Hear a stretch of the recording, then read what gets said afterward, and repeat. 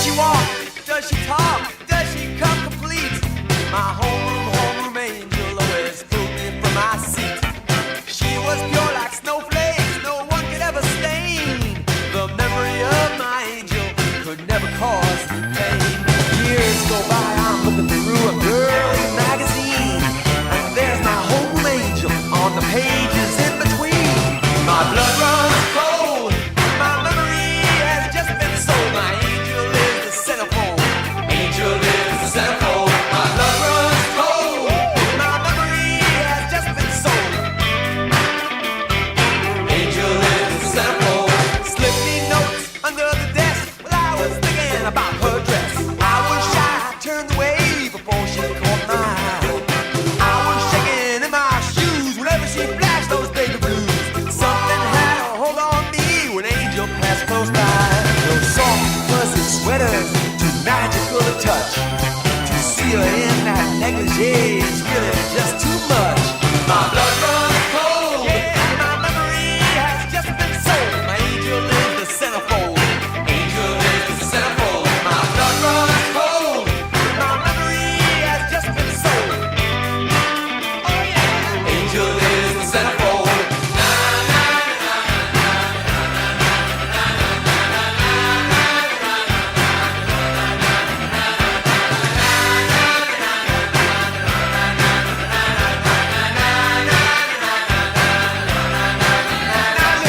It's okay, I understand. This ain't no never land. I hope that when this issue's gone, I'll see you when your clothes are on. Take your car, yes we will.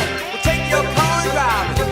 We'll take it to a motel room and take them all private. A party has just been ripped. The pages from my mind are stripped.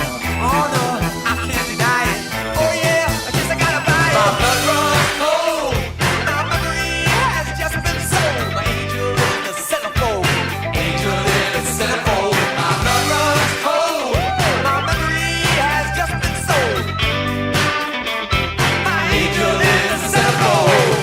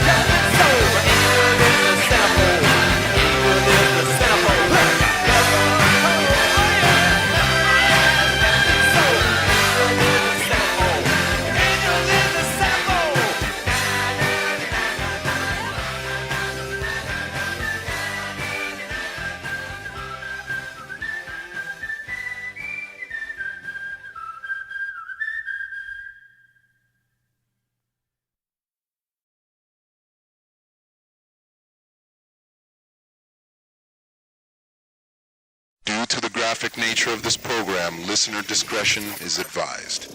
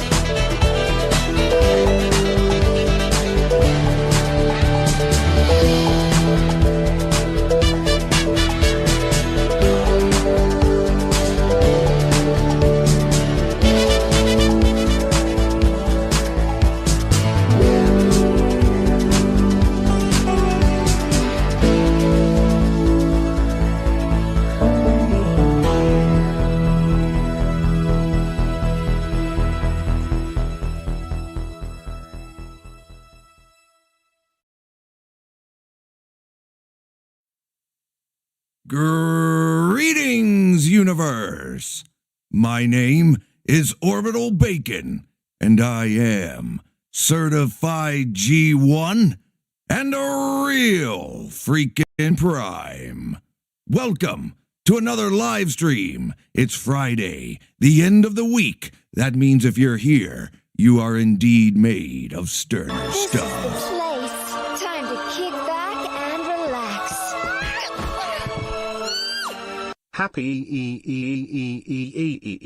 EEEEE birthday to you. Happy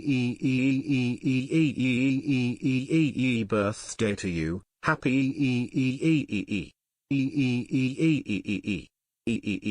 EEEEE birthday, Bacon Boy. Yeah, buddy. Yeah, buddy. Whoa, Chester Stevens, holy shit. Thank you so much, Major Dodo, right out of the gate. Let's fucking go. It's time to rock and roll. Hell yeah. Let's fucking go. Put those guitars up. We're rocking out. We're popping into the swing champagne and rocking out for the birthday stream. Let's fucking go. Thank you so much. Massive support right out of the gate. We got guitars flying up from Killdozer and Input T, Kakarot as well. They're getting grinded on there. Wolverine, Duo Maxwell, Kenzo's Creations. On behalf of the Colshan, me and Wiss both wish you a pimptastic birthday. This is the place. Time to kick back and relax. Don the Con Lemon gonna take it deep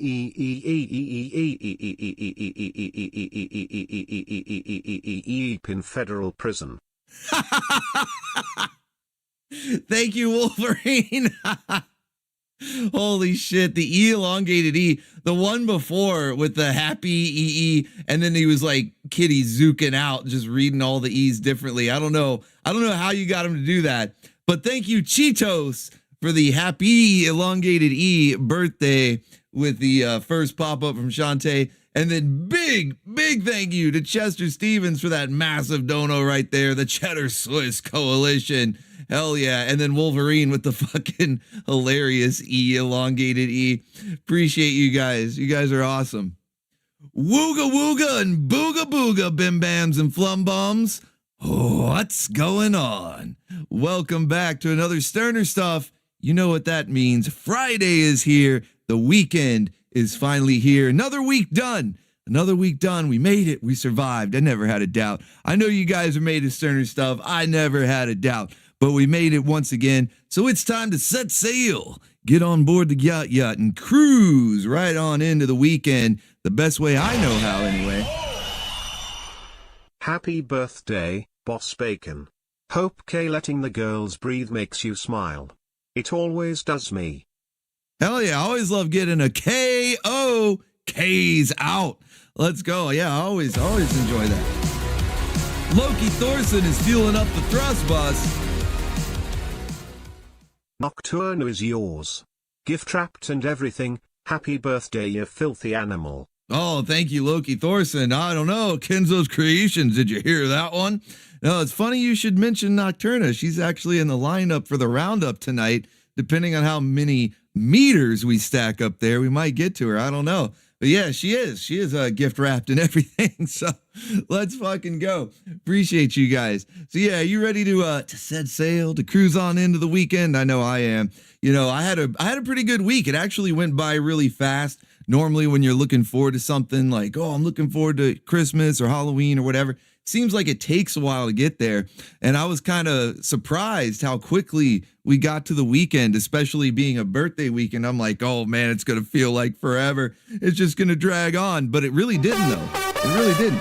Jason Long with the bass dono. Thank you, brother. Happy based birthday, Bacon. Thank you, you fellow based baconeer. Appreciate that, Jason Long. Hell yeah. Magnificent! Look at the size of that thing! That's no moon. It's birthday cake. Thank you, Painting and Rambling. Couldn't have said it better myself. There you go. Look at the size of that thing, that dono right there. Thank you, Painting and Rambling. Appreciate you. You guys are awesome, man. Massive support right out of the gate. Making me feel kind of special here. You guys making me feel kind of special. Wow. Thank you, man. You guys are awesome. Thank you so much. So yeah, I was kind of shocked how fast the week went by, but I'm glad it did though. I'm glad it did, because now it's time for another weekend of awesomeness with the Baconeers, the best community on YouTube. Love hanging out with you guys. We're going to have a really fun show for you tonight. We've got some cartoons to A-log. That's right. We got the latest memes for these decades old cartoons we got to go over. I got a bit of a birthday themed nostalgia spotlight. And then of course, everybody's favorite segment of the week, the waifu roundup. So we're all winners. We're all birthday baconeers tonight. Okay. We're all birthday baconeers tonight, because the more that we stack up those meters, the more waifus we get to wrangle in the roundup. So hopefully you kept your wrangling devices tuned up in tip-top shape, okay? Whether you're going old school with the lasso or full-blown sci-fi with the net launching tank, whatever you got, keep it tuned up in tip-top shape, because we got a lot of waifus to wrangle. Some good stuff, of course, from our rock star himself, Master Krakken, providing a vast majority of the birthday cake. And then, of course, we got a couple from Odacat in there. Maybe some others. I don't know. We got to get some of the other artists, but we have a few that have been in the list for so long that even though I did get some birthday themed ones ready for this weekend, it's like, oh, but the others, they've been waiting. They've been patiently waiting in line. So we got to get through those. So we'll see. We'll see how many we get through, but they're not going anywhere. Okay. They're safe at home in the Orbital station stable. All right. So we'll get to them eventually. But yeah, a lot of talented artists doing very awesome work for us, as they always do each and every week, providing us new and exclusive waifu pinups. So we all get to be birthday baconeers tonight, one way or another. So I think it's going to be a fun show. So we're going to get into all that and get ready to just enjoy the weekend. You know, we got Saturday morning lineup tomorrow. We got Anime Grindhouse tomorrow night. Going to get back to doing a gaming stream. I didn't do one last week because the weather was so bad. My power actually kept flipping on and off. And so I'm thinking, oh man, I'm going to be in the middle of the stream and it's just going to cut out. Happy birthday, Op. I have a birthday coming up, and you gave me my present early. Thanks again. Thank you, Neo007, for the support. That's one of the channel members over there on Coffee. They're helping keeping the station in orbit. So thank you. You know, it's like I said, it's a win-win. Everybody wins. It's a win-win. But thank you so much, Neo007. Appreciate the birthday wish there.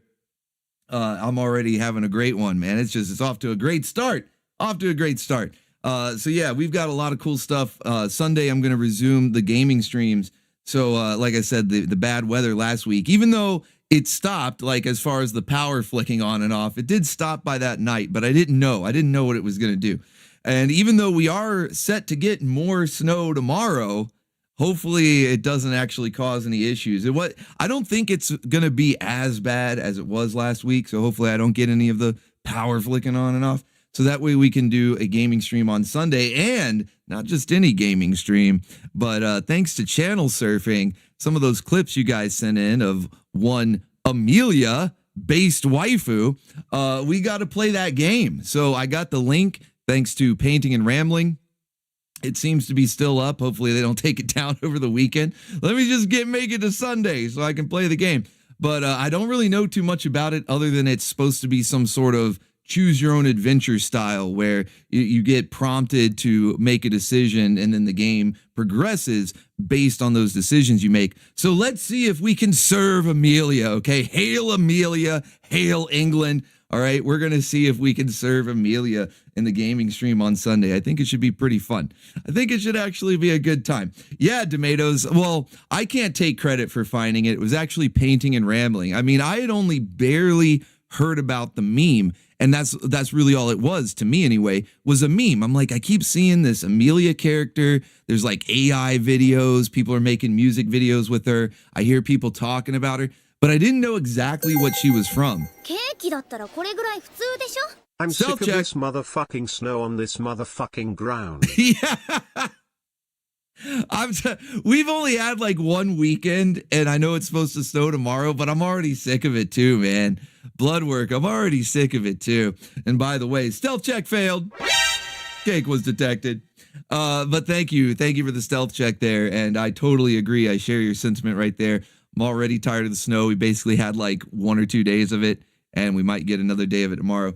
And I like cold weather. That's the thing. I like cold, but I don't like the snow. And not because I dislike snow on its own, but where I live, we don't get a lot of snow. So people aren't used to it, and they freak the hell out.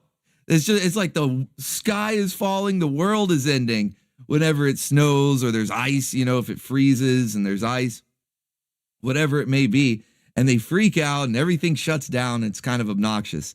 So, yeah, that's why. Otherwise, if I lived in a place where it was like, oh, yeah, we know we're getting snow every winter, sometimes 3 seasons out of the year we get snow, they would know how to handle it. Probably wouldn't bother me so much.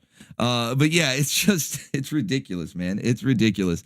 But I'm still looking forward to the weekend regardless, because it's birthday weekend. I'm hanging out with the Baconeers. We got a lot of fun stuff planned. I'm looking forward to tomorrow morning's lineup so much. I've hinted at it. Well, probably more. I think I just outright said it. I'm like, it's going to be Bacon's choice, okay?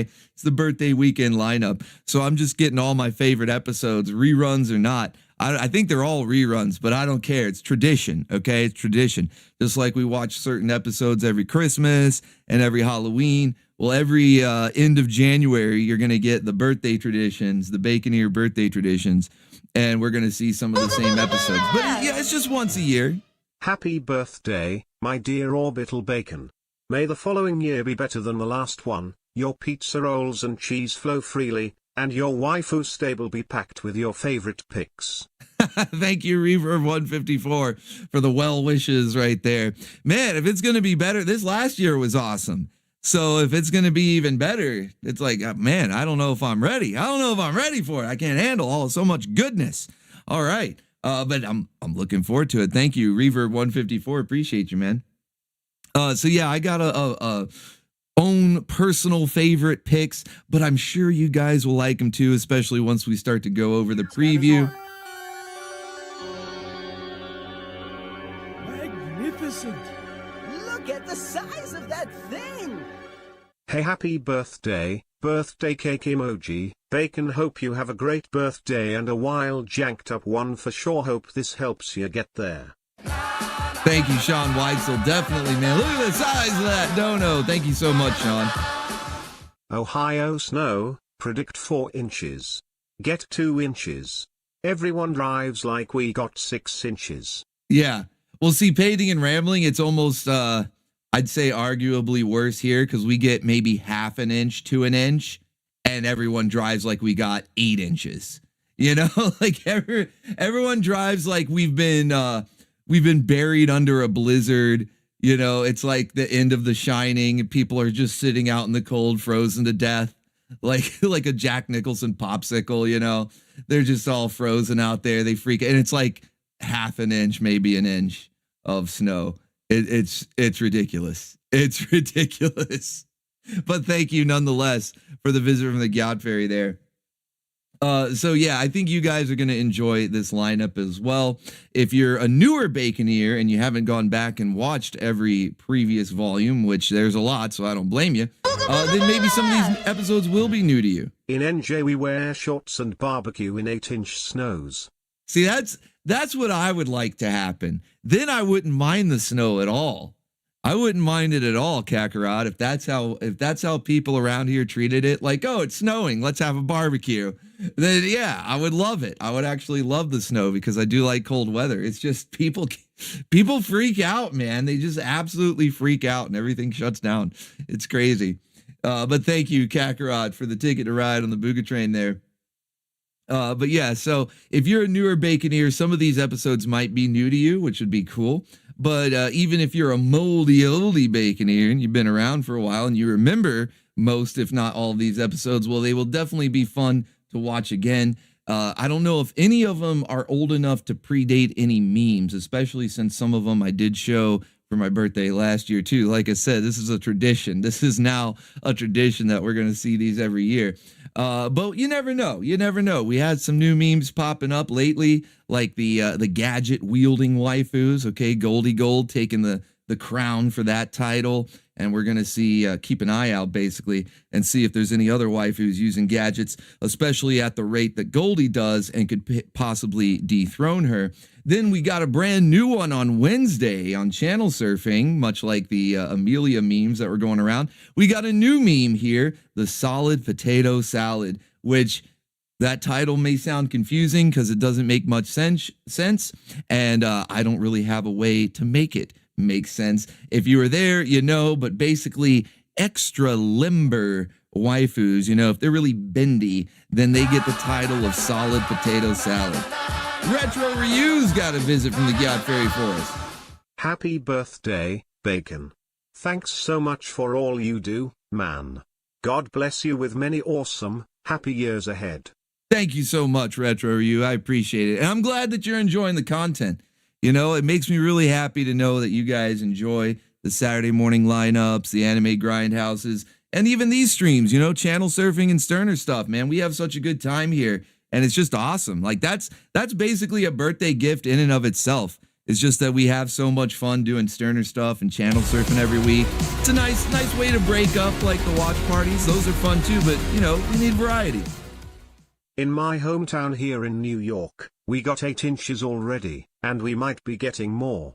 But it isn't the cold alone that gets me, but the wind chill is the worst. And given that I live near a lake, the winds are all the more brutal. Oh, yeah, I almost forgot about wind chill. Yeah, that wind chill is brutal. And it's always like way lower than the actual temperature, you know? So if it gets down pretty low already, then the wind chill is like below zero. Yeah, that can be bad too. Even, I don't care where I lived, I would not like that either. So I definitely agree with you on that one. Thank you, Reverb154, fueling up the thrust bus. Appreciate you, man. I've actually been working on some new super chat pop-ups, and I'm a little divided at what to do about it, you know, because I've come accustomed. They've grown on me. I mean, like they really need to grow on you. They're fucking awesome, right? But they all have their own meme references and meanings and stuff. But I thought, I don't know, man, maybe because we've been using them for so long, maybe we need a little, I was just talking about variety, you know, doing the live streams during the week. So maybe we need a little variety for the super chats. So I have been working on some new pop-ups, and it's animating some of the pinups that we've unlocked over the now years. It's crazy that we've not just the Saturday morning cartoons, but even Sterner stuff and channel surfing are in the multiple years range. And so, yeah, I was thinking, man, maybe I should swap a few out. I could always, make them on rotation or maybe make them random. So there could be a couple of different ones that pop up for the same amount. And you don't know which one you're going to get. I don't know. Would you guys like that? Or would that be annoying? I feel like you guys have also become accustomed. Like, you know which amount is going to trigger which pop up. And you're like, okay, that's the one I want. So I don't know. But yeah, it might be cool. It might be cool to do like the random ones where they just, you'll have like 2 or 3 different options for each amount and you don't know which one. I think I might do that. Try it out. I'll try it out. But yeah, so tomorrow morning, volume 138 is going to be Bacon selection, and it's going to be a lot of all-time greatest episodes of our all-time favorite shows featuring our all-time top waifus. So you got a whole lot of awesome stuff in the lineup tomorrow morning. Whether you've seen it before or not, it's going to be fucking amazing. I can't wait. We'll see if there's any solid potato salad or gadget-wielding waifus. We're definitely getting some Frosty-Flakes, I can guarantee you that. I mean, if you hear me say I'm going to put my favorite episodes and don't immediately think of the She-Ra episode that has the origin of Frosty-Flakes, that taught us Frosty-Flakes 101, well, then you just haven't been hanging around long enough, you know? But so yeah, we're definitely getting some Frosty-Flakes. We're definitely getting some Wrangles in there. Maybe some J-Law too. We'll see what we get. We got a lot though, and I got plenty to go through tonight, so we'll go ahead and get into it. All hail the Baroness! But that just means I just need to warm myself up with my waifus, the perfect way to keep warm. Princess Zelda has threatened to shove her sword where the sun doesn't shine if I make her too cold, but I manage. Oddly enough, Red Sonja loved to cuddle, smiley face emoji. Reverb 154 playing a dangerous game there. Oh, thank you, man. Yeah, you know, I've in my personal experience, a lot of IRL waifus, they don't like the cold. No matter where you live, doesn't matter if people handle it well or not. It doesn't matter if cold area, warm area. It could be summer, winter, whatever. In the dead heat of the middle of the summer, you want the AC on because it's just blistering hot outside. No, I'm too cold. I'm too cold. Oh my goodness, the struggle. The struggles are real, man. Because I keep it like a meat locker. You know what I mean? I like it cold year round. Okay. No, I won't replace the Shantae. There's some that are like, what do you call them? Like sacred? I don't know. What's a good descriptor for it? There's some that they're protected. They're not going anywhere. Like Shantae is definitely not going anywhere. The Gyat Fairy, some that are just iconic, they're synonymous with the channel. But then we have 2 Gyat Fairy pop-ups. So I figure one of them could maybe be rotated out or set to that random feature I was talking about. Ones that don't get used quite as often as the others. There's a very obvious favorites out there, right? But there's some that barely ever get popped up. So those are going to be the first. Like I think there's one with Jubilee in it that plays the X-Men theme. That one's probably gonna get replaced. The Double Bumpin barely gets played, so we'll probably replace that one. But yeah, we'll keep the Thrust Bus and Shantae. Cake Detected, the Bison Bucks, definitely those are staying. Oh yeah, definitely those are staying. K's out, the KO, that'll stay. But yeah, there's a few that'll get swapped out there. And we'll just see how you guys like it. If you end up hating it, we can always go back. It's no big deal.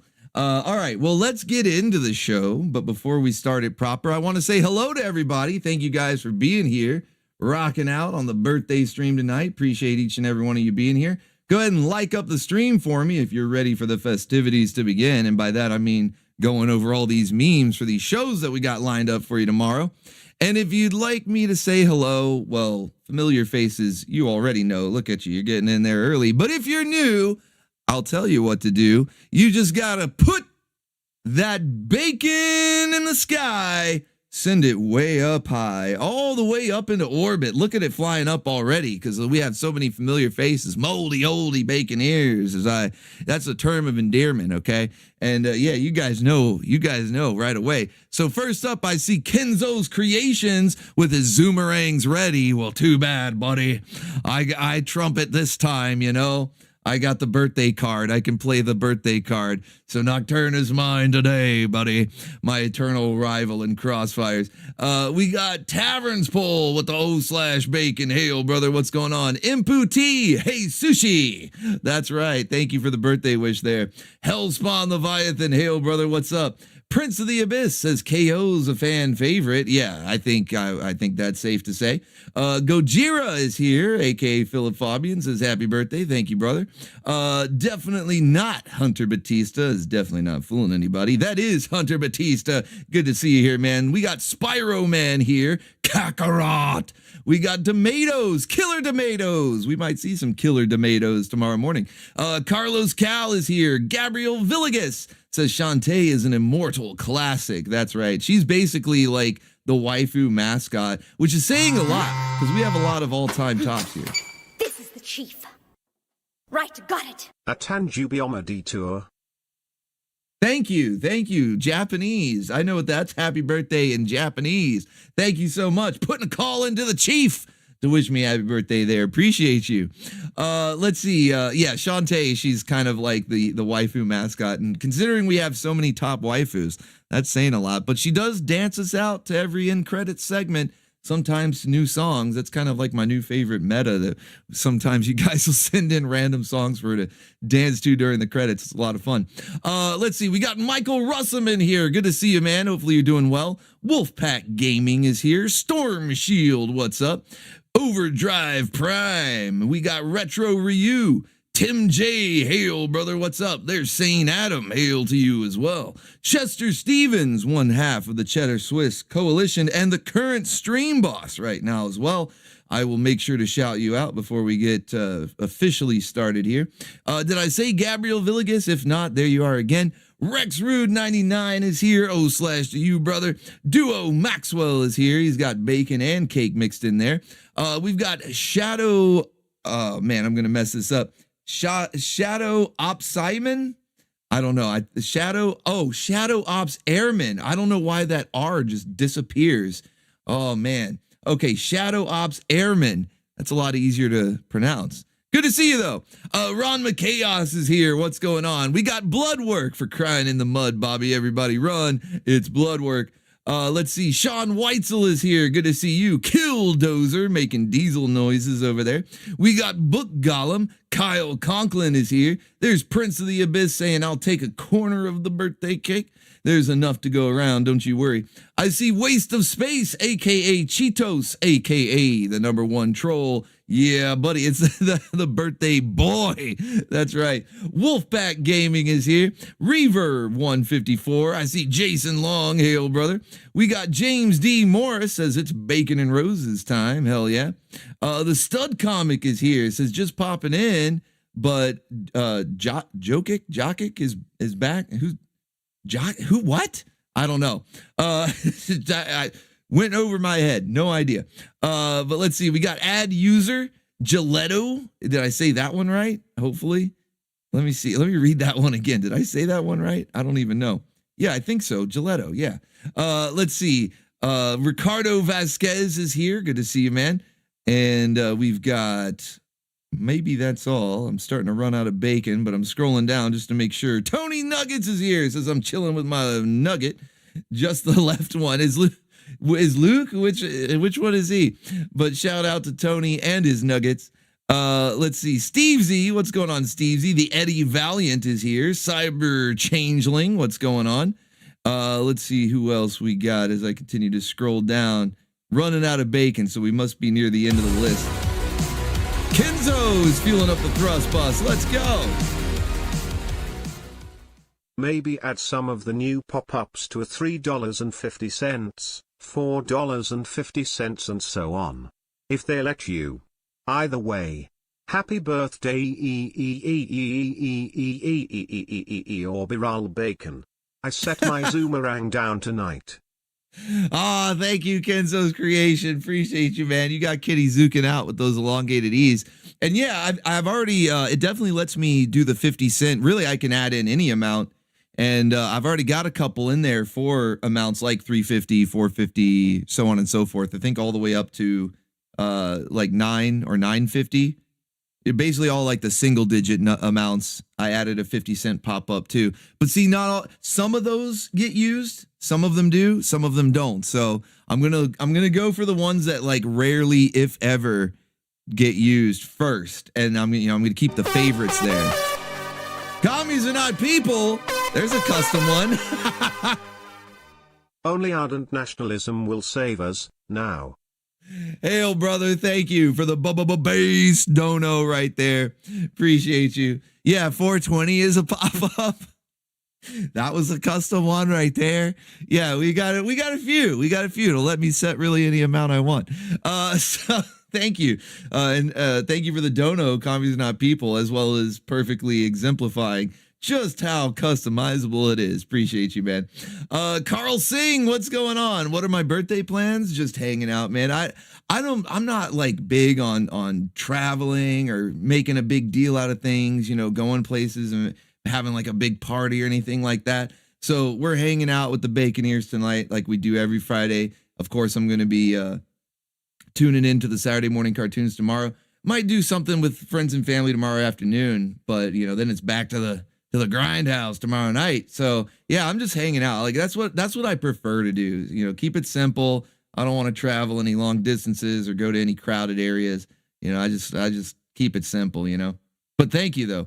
Let's see. Did I catch everybody?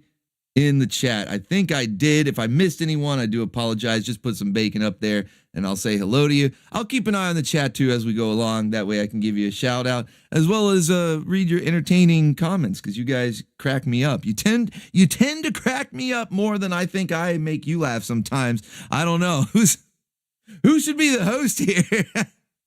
Well, I'm trying though. I'm trying, okay? But no, we're going to get into it though. One last order of business. Let's shout out the stream boss, Chester Stevens, one half of the Cheddar Swiss Coalition, but I think he's representing the whole tag team tonight, sitting at 100 hit points on the health bar. That's a mighty health bar right there.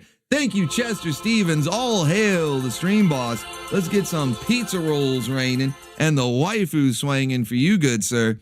Thank you so much. Thank you so much for the big support right out of the gate from everybody, man. This is awesome. Luckily, last weekend wasn't so bad.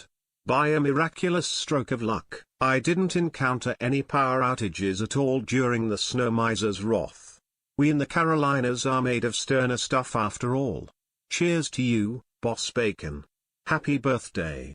Thank you, Duo Maxwell, and glad to hear you didn't have any power outages. Hopefully you don't get hit this weekend too. There apparently is like a hurricane or something. Here's a birthday song for you. Thank you, Tony Nugget. Appreciate you. We'll get to that one during the Nostalgia Spotlight. But yeah, you know, I heard it was like a hurricane. I didn't even realize there was a hurricane right off the coast, and it's blowing in all sorts of cold air and wet weather, and then it's going to freeze or make snow or whatever it does. And so, yeah, hopefully you don't get hit again this weekend. But stay safe, stay warm out there. Regardless, glad you didn't have power outages last weekend. I consider myself lucky because I mentioned it flickered on, or on and off rather, a couple of times, but that's literally what it did. It would flick off maybe for like 10 seconds at the most, probably not even, and then come back on. You know, it just did it like 3 times, you know? So I was like, is it over? Is it going to stay on? Should I even try do a gaming stream? It's just going to like shut off and then come back on, but I'm going to have to reboot everything, you know? So that's why I'm like, I'm just not going to do it. We're just going to watch. In fact, we actually had one of the best OBTV watch parties we've had in a while. I mean, they're all good. They're all a lot of fun, but we got to go through all sorts of the DC animated universe, like some episodes, some of their animated movies. I think we even dipped into some Marvel stuff too. We were watching X-Men Evolution.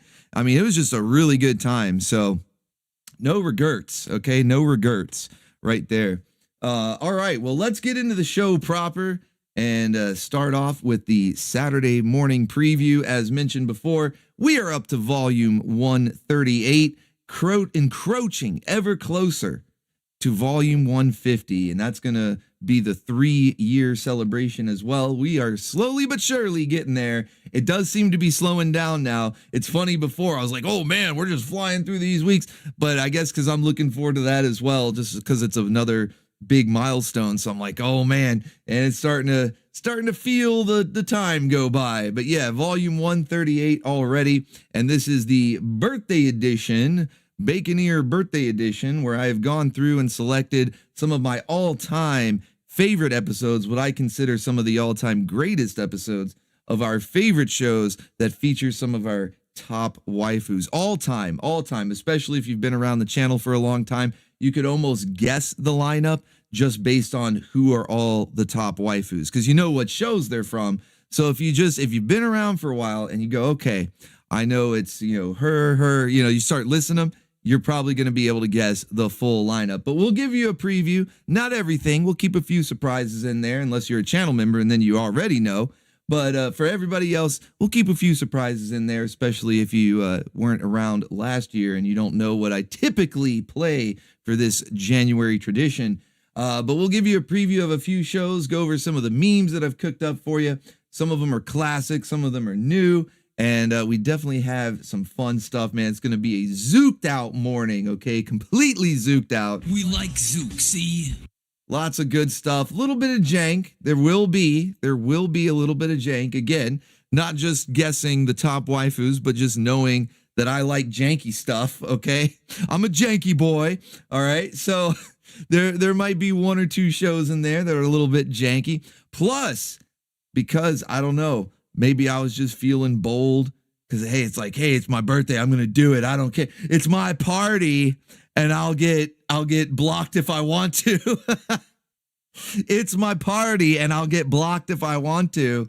But I put an episode of a show that might sort of kind of be a little off limits, but so far haven't gotten any trouble from it. And I've noticed that other channels that had it up did not get any trouble from it. And that was like weeks and weeks, maybe months ago at this point, whenever I announced it. And so I'm like, well, maybe I was playing cautious, which I said at the time. I did say at the time I was being overly cautious, better safe than sorry. But it looks like maybe it's okay. It's okay. So yeah, we'll have an episode that we might not have expected to see in there tomorrow. And what's pretty cool is because I was feeling kind of bold, I was like, hey, it's my party. I'll get blocked if I want to. I found a couple of things that they didn't fit into tomorrow morning's lineup, but they are going to be coming up real soon because I thought we'd never be able to see this show again. But I found a couple of things actually where it's like, wait a minute now, we might be able to bring one or two of these back. Not all of them, but one or two of these, it looks like we might be able to get away with it. So yeah, we're going to have some cool stuff in the lineup for you guys. Eddie Valiant says, is it something lewd or something that BKN might cry about? Definitely the latter, okay? Saturday morning cartoons. I don't put anything lewd in there. It's the actual cartoons themselves. I mean, now that doesn't mean that sometimes they do push the envelope. It was crazy how many things went over our heads as young bacon bits, right? But that's... Take a look at that! Have a couple of cold ones on me. Thank you, Hothead Studios, for that super kick to Vince right there, knocking him right out of his chair. Thank you, Hothead Studios. Appreciate you, man. Appreciate you. But yeah, it's kind of crazy how many things would go over our heads as young bacon bits. But that's kind of why we appreciate them just as much, if not more so now. Not only is it kind of that whole don't know what you got till it's gone effect, right? Because now Saturday morning cartoons and just media in general is pretty shit. So they don't even do Saturday morning cartoons. It's not even a matter of them being shitty or not. They don't even do them anymore. But whatever cartoons are out there, the vast majority are, yeah, they're pretty shitty. So yeah, a little bit of that effect going on, the don't know what it's got till it's gone.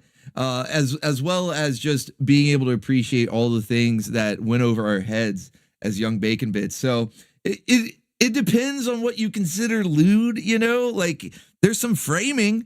There's definitely, if you pause it at just the right time and take it out of context, something's going on there. Something's going on there. But otherwise, no, it is definitely the latter of what you were asking about. It's something that BKN might cry about, but they're not going to though. They're not going to. So don't worry. I don't want you guys to worry about it. All right. So BKN can BLO me. Thank you, Eddie Valiant. You guys are awesome. All right. So like I was saying, Bacon Ear birthday lineup. This is a January tradition now. We're going to see some classic episodes. And so of course, not only do we have top waifus, but we've got them in some of their best outfits, their best appearances. And again, if you guys have been around for a while, then you should already know that we're taking a trip. Where do you think we're going? What's the exit sign say, chat? If we're taking a trip, I know I got through saying earlier that, I don't like to travel on my birthday. Well, there's one place. There is one place that I do like to go. It doesn't even have to be my birthday, okay? I'll always take a visit here. What does the exit sign say? Okay, what does the exit sign say, chat? What is our destination? What is our destination? Let's see who can get it. Taverns Full got it. I knew one of the moldy oldie bacon ears would get it. Some good guesses in there. Imputi says Memory Lane. Rex Rude says Zook World. Duo to the Past. But the correct answer, thank you, Taverns Full, is to Midriff City. That's what the exit sign says. The exit sign says Midriff City, next exit, and that's where we're going tomorrow morning, okay? Nearly every episode. I was actually trying to get it in there. It would be every one. Vince, get out of that chair. It is officially reserved for Orbital tonight. He's gonna get that special dance from Nocturna. Happy birthday, you magnificent bastard. Thank you, Taverns Full. Appreciate you, man. I like that how he's like from Nocturna. Like Kitty got a little, he's enthusiastic about that. I like how that's the meme for tonight too. Everybody, usually that's just between me and Kenzo, but everybody's getting in on that meme tonight. You guys are awesome. Thank you so much for that super kick to Vince. He's gonna, he's gonna get right back in the chair as soon as nobody's looking. He's gonna get right back in the chair. I don't know. Maybe one more kick ought to do it. I don't know. But thank you so much, man. So yeah, we are taking a trip to Midriff City tomorrow morning. Like I said, I was trying to find where every single episode would be a stop, an exit at Midriff City. I think I got like all but one, maybe two at the most. It's only like 2 episodes at the most that don't have Midriff in it. I was able to get episodes, every single other one. So yeah, that's where the party is. Okay. If you guys are wondering, where's the actual birthday party?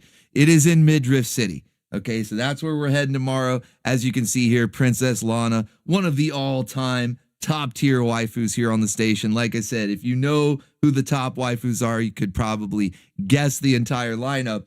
So of course we got Princess Lana in her 80s workout inspired Midriff City outfit right there. And of course, Kevin showing he's a true Baconeer. He's even doing the pop an eye emoji that I've been seeing flood the chat as soon as this slide came up, which I expected. That's why I was like, he's got to do it too.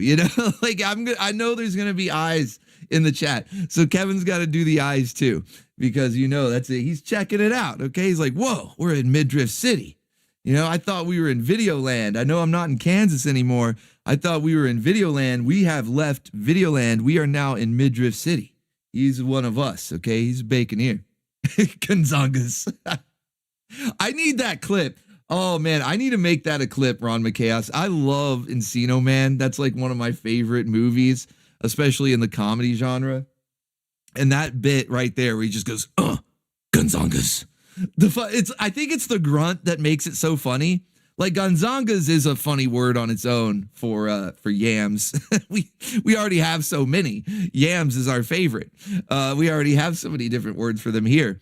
But Gonzangas is a pretty funny one. But it's the way he's just like, Gonzangas. I need a clip. I need to make that a clip. It's too good. It's too good. So yeah, we're going to Midriff City. We've got Captain in the Game Master with top tier waifu Princess Lana. If you had to guess, okay, if you had to guess who's another all-time top tier waifu, especially here on the station, the ones that because I know you could say, well, all time from anywhere. You might guess like April O'Neil or something, but we can't show Ninja Turtles here. That's Rogue, Starfire. Yeah, we can't. Those are off limits. So think shows that are not off limits that have been shown here a bunch that feature some of our all-time favorite waifus. And who's another one? Who's another one with Midriff? I'll give you a hint. Who's in the thumbnail? Who's in the thumbnail of the preview or the premiere rather? Yeah, there you go. Okay, Taverns Pool knew. Ricardo knew. Duo Maxwell knew. See, you guys know. That's right. Hannah Dundee. And she's doing, she's kind of like doing the rogue pose. It's not really, obviously, it's not a rogue pose because she's still standing, but it's like the Hannah pose. It's the pose. This is her pose right here. This screenshot right here is like infamous. So we have the rogue pose, and that's usually what we're referring to when we mention the pose. But it might have to scoot over just a little bit for another the pose, the Hannah pose. It's the rogue pose the long way. she's still standing up. Okay, it's rogue pose the long way. But yeah, it's the Hannah pose right there. So of course we're gonna have the episode that this is from, and she's in it quite a bit. It's probably my favorite episode of Cadillacs and Dinosaurs, and not just even for this pose. It's a really fun episode. It might be my favorite one, but definitely the one that I was going to for the Baconeer birthday lineup. I'm like, oh yeah, we got to have the Hannah pose. So that's what we've got from Cadillacs and Dinosaurs, as well as another stop in Midriff City, of course.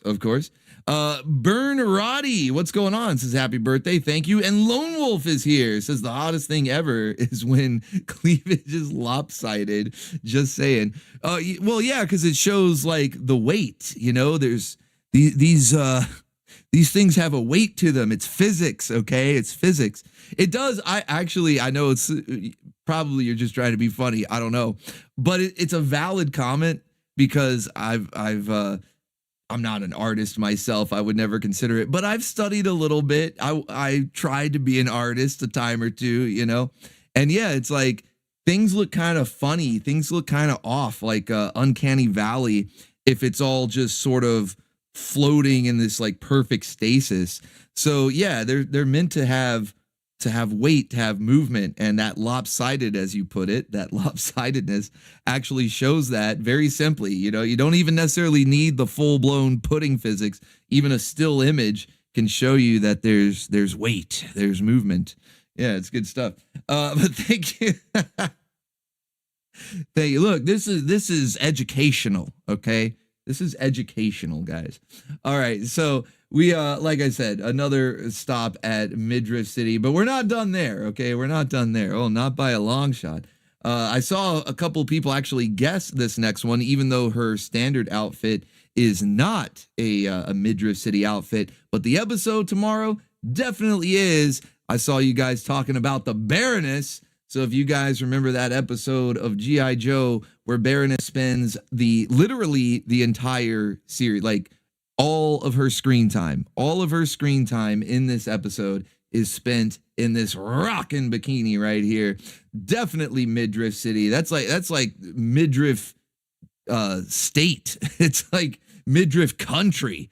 Okay, the whole Midriff is there. So yeah, we've got this episode of G.I. Joe. It's a good one. It's my probably another all-time favorite. It's definitely up there. If it's not my all-time favorite, because there's a lot. That's the thing about G.I. Joe. There's not just a lot of episodes in general, but a lot of favorite episodes, a lot of really good ones. Kind of hard to pick an all-time favorite. But this one is definitely up there. And obviously, if we're going to Midriff City, if that's where, hey, you want to know where the party is, it's in Midriff City. Well, then we definitely need this episode of G.I. Joe with Baroness in her bikini, her Baroness bikini right there. And it also features a good bit of wrangling, too. Because not only do we have the Baroness, but we also get Lady J, our Wrangle Queen. Now, she's not going to be setting any new records or anything this time. In fact, I dare say that Baroness gets wrangled more than her in this particular episode. Baroness is also not setting any new records. Lady J is still our Wrangle Queen. But they both get wrangled in this, but I think Lady J only the one time, and Baroness probably because, you know, she's going Midriff City, you know, she's in the bikini. So everybody's after her in this episode. But let's check out a couple of wranglings here. That's how we got to get it started off right with some wranglings. All right, so let's check out our Wrangle Queen, Lady J, as she's getting wrangled in the dressing room. G.I. Joe, they knew what they were doing, okay? G.I. Joe, you're not fooling anybody. We know. You were completely aware of what you were doing here, having Lady J in the dressing room getting wrangled up. It's G.I. Jover. All right, here we go. Whoa, buddy. Whoa, buddy. Whoa, buddy. Yeah, see, cameraman is like, wait a minute. This is Saturday morning cartoons, right? Normally we pan up. I better pan down. Whoa, buddy. What's going on? And then just immediate waifu in a box. Waifu in a box. And I love how it's labeled a couch. Like, I don't know what that's trying to say. There's a few different jokes that could probably be made about that, but they're all inappropriate. Okay, so I'm just gonna say that Lady J got wrangled, waifu in a box, special delivery, while in the middle of disrobing in the changing room. It's fucking wild, man. G.I. Joe is so fucking wild. But let's see Baroness get wrangled, not once, but twice, okay? So nice. She looks so nice. We had to wrangle her twice, all right? Let's check it out. This is the Baroness, a brilliant and resourceful Cobra agent.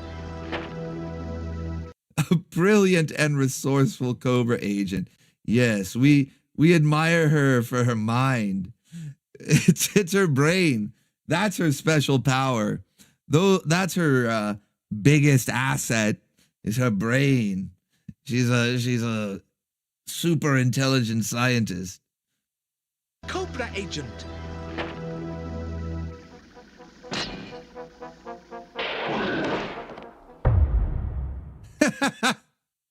Very simple yet effective. In the Wrangle tub. Now that kind of is a new meme. The last time we watched this, I don't think we had the meme about Shantae, who I think was the first time we discovered the Wrangle tub as a technique. I don't know if we considered, even though this obviously predates Shantae, this is from the 80s, but we just, it's just wrangled. They just put the lid on it. But no, it's a hot tub wrangle. We saw Shantae get wrangled in her tub, and that started a whole thing where we've been looking out. It's a very rare technique, rarely used technique. Sort of requires a high skill level because you need to, it's almost in the gadget realm, you know? You need to have technical proficiency to rig up your wrangle tub. But here we have Baroness because not letting her get away, okay? You're not getting out of that tub there. You are wrangled, okay? Wrangled in place in the tub. But like I said, she looks so nice. We got to wrangle her twice. So let's see. We've got Flint here also going after Baroness. And Lady J is there. I thought they were supposed to be a couple, but he's like, I'm sorry, Lady J. Do you see what she's wearing? I can't help myself, okay? I'm just a red-blooded baconaire. What do you expect me to do? Hold it, Baroness. He doesn't even try to fight. He's just like, I'm going right in for the wrangle. I don't even care that she came at me swinging a giant candy cane or whatever the hell that was. Where are we? Fucking Candyland? Are we in Willy Wonka's chocolate factory? I don't really care, okay? I gotta wrangle me this waifu. I gotta wrangle her up. I said hold it. Decadent pig! You're good, Baroness. Now, I did not add that. Yeah, I don't even know who's making that noise. Like, you would think maybe it's from Flint, but he's still talking though. I'm pretty sure he's still talking when that weird yell goes off. There's no way that's meant to be Baroness. I don't really know what that is. Your guess is as good as mine. You're good, Baroness. Yeah, he's still talking. He's still talking when the yay starts. Don't tell me that's Baroness. Yeah, you got her in an ankle hold there. But I'm better. Whoa, buddy. The brilliant star that shines through the night. The lengthy lasso that wrangles waifus. Riseman stands before you. Thank you, Neo Star Productions. We now have the official arrival of Riseman. Thank you so much, Neo Star Productions, for the stealth check there. And it was a perfect time to pause it, too, because... Framing? That's framing. That's framing. That's framing right there. And that won't be the last instance we see of framing, not by a long shot. What do we do now, Baroness? You get Lady J out first. You might double team me. Whoa, hold on. Now, wait, were you just playing hard to get there, Baroness? What was all that business with the giant candy cane and the high kick? You know, you kick high. What was all that? Just playing hard to get? Because now you change your tune. You change your tune real fast. Now you're saying, hey, go get Lady J. Fucking, you're going to double team me? What's going on?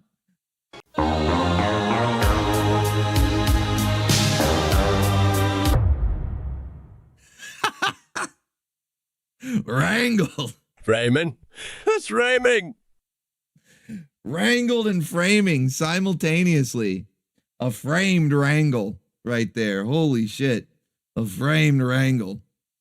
So yeah, Baroness is she's going crazy tonight, okay? She's going wild. So yeah, that's going to be a really fun episode. Again, Midriff City, Captain N, Cadillacs and Dinosaurs, G.I. Joe. But of course, we have to talk about the main event. Okay, we've got the main event here. We're going all the way back to the origin of Frosty-Flakes. Nobody does Frosty-Flakes better than who it's named after, and that's Frosta herself.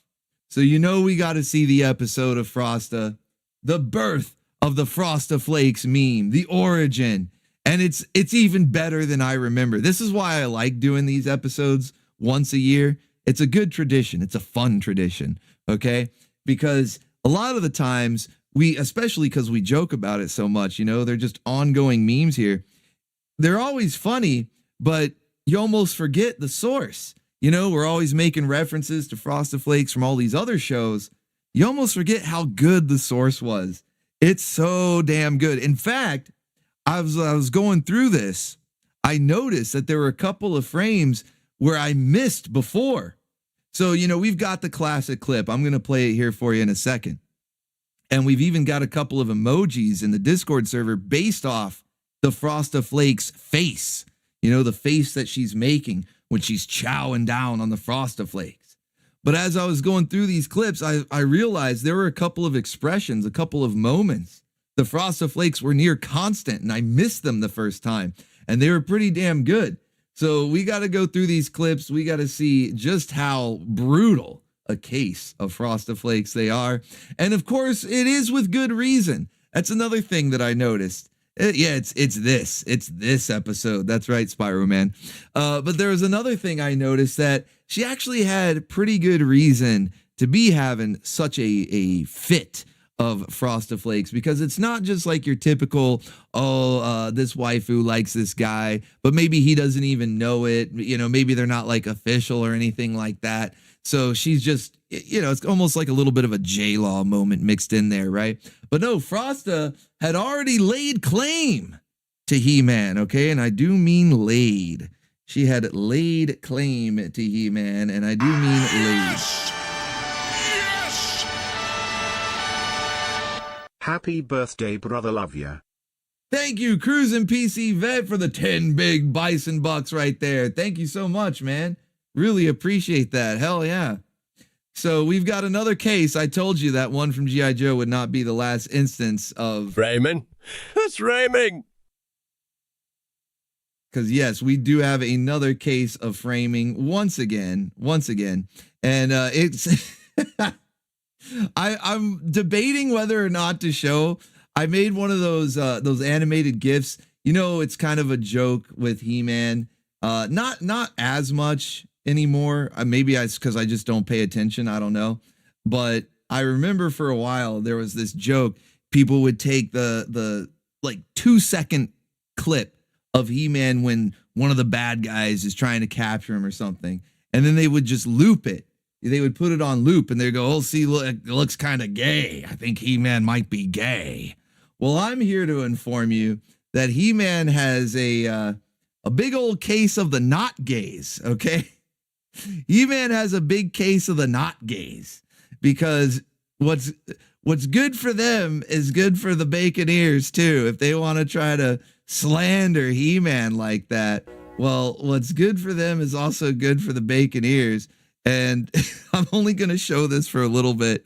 It is, who was it earlier? Eddie Valiant that was like, is there going to be something lewd in there? Well, only if you pause it at just the right moment.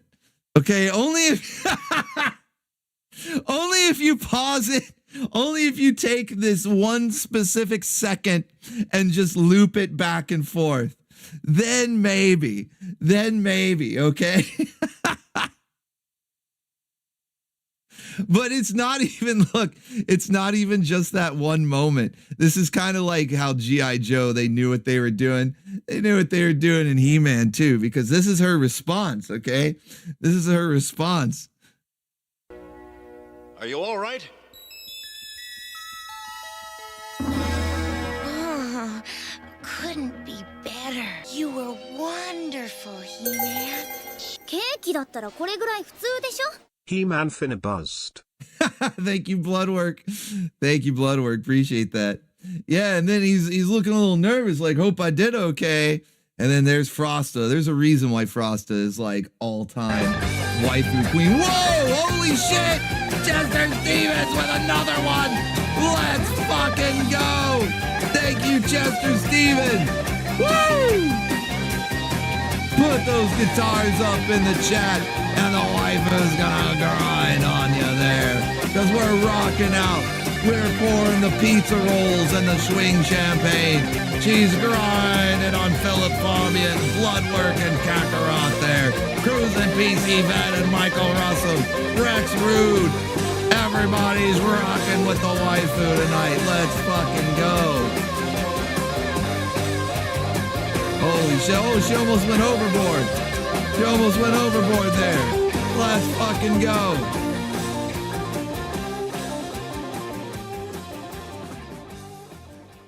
Game recognize game, and a pimp recognize a pimp when he sees one.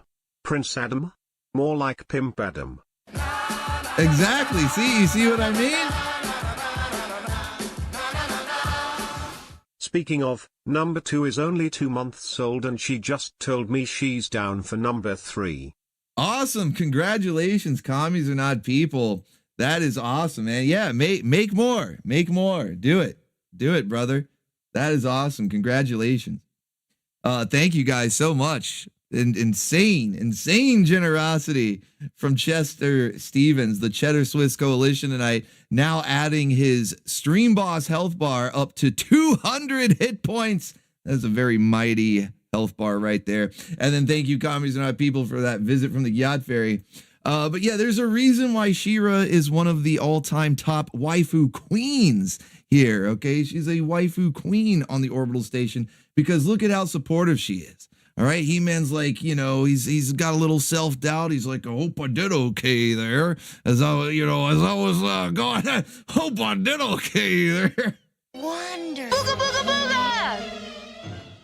Happy birthday, Bacon. Thank you so much. Appreciate the ticket to ride on the Booga train, beer drinking dwarf. Thank you so much. You were wonderful, He-Man. Just wonderful.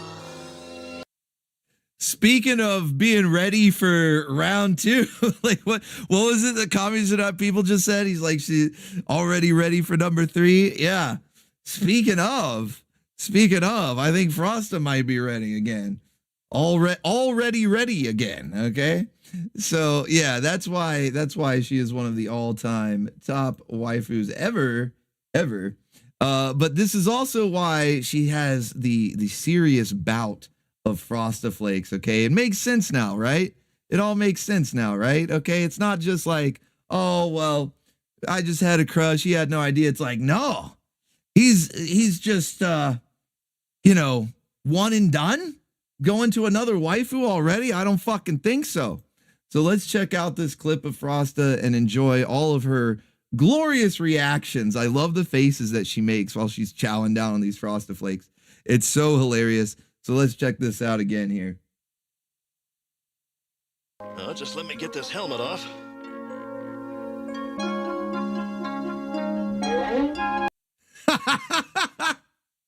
Yeah, I didn't even add that noise either. I didn't even add that noise. That's in the episode where it's like a Tom and Jerry double take. Like, what? What is this? And then she's instantly pissed. I love that. She goes from being shocked to instantly pissed. Oh, don't ever change, Frosta. You're the fucking best. Frosta's the fucking best. Instantly pissed. Thank you. Easy now, just relax. You're among friends. Good. Booga, booga, booga! I'm sorry. Sweet Bee has nothing on Frosta. He-Man has some bad taste. Yeah, that's what I'm saying, Kenzo's Creations. Frosta is all-time top tier. He-Man, I guess he's just like looking for some strange or something, because he's got it all. He's got it all. And then, yeah, Sweet Bee, really? She's got absolutely nothing on Frosta. Even when Frosta is angry, even when she's chowing down on Frosta Flakes, she still looks better than Sweet Bee. So yeah, and again, it does this in the actual episode. It zooms in on her face. She's looking pissed off. She's kind of cute when she's angry though. It's kind of, you know what, Frosta? I hate to do it to you, but might have to make you chow down on some more Frosted Flakes. So cute when you're angry. What are we gonna do? Friends. Oh boy. And then She-Ra and Mermista are basically all of us. You know, they're basically filling in the role of the bacon ears in this episode. Because this is what we're doing in chat. We're like, oh boy, Frosted Flakes. Oh shit, she's pissed. And I love how they're both. Like, look at the expression on Mermista's face. And then, of course, the way She-Ra's like, oh boy. And that face that she made. Yeah, they're basically the bacon ear. They're baconettes. They're baconettes, okay? Because they're filling our role here for this episode. This is exactly what chat is doing while this is going on. It's so fucking funny. I love this episode so much. It's so damn funny.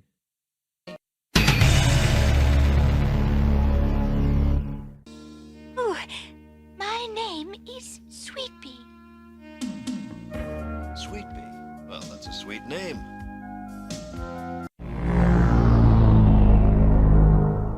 It doesn't stop. It doesn't stop. It's a nonstop flow of Frosted Flakes. The box is bottomless. It's a bottomless box of Frosted Flakes ever pouring into the bowl just as fast as she can chow down on them. Just as fast as Frosta can eat them. It just keeps pouring. I love how she mocks him right here. This is another classic face. This one, let's see if we can get it. There we go. Without the blur. This is another classic face right here where she's mocking like, it's a sweet name. Yeah, you fucking retard. She hates him so much right now. But then one of the other ones that I missed was this last one. That's why I put it as like the Frosted Flakes freeze frame, is because I never caught this look before.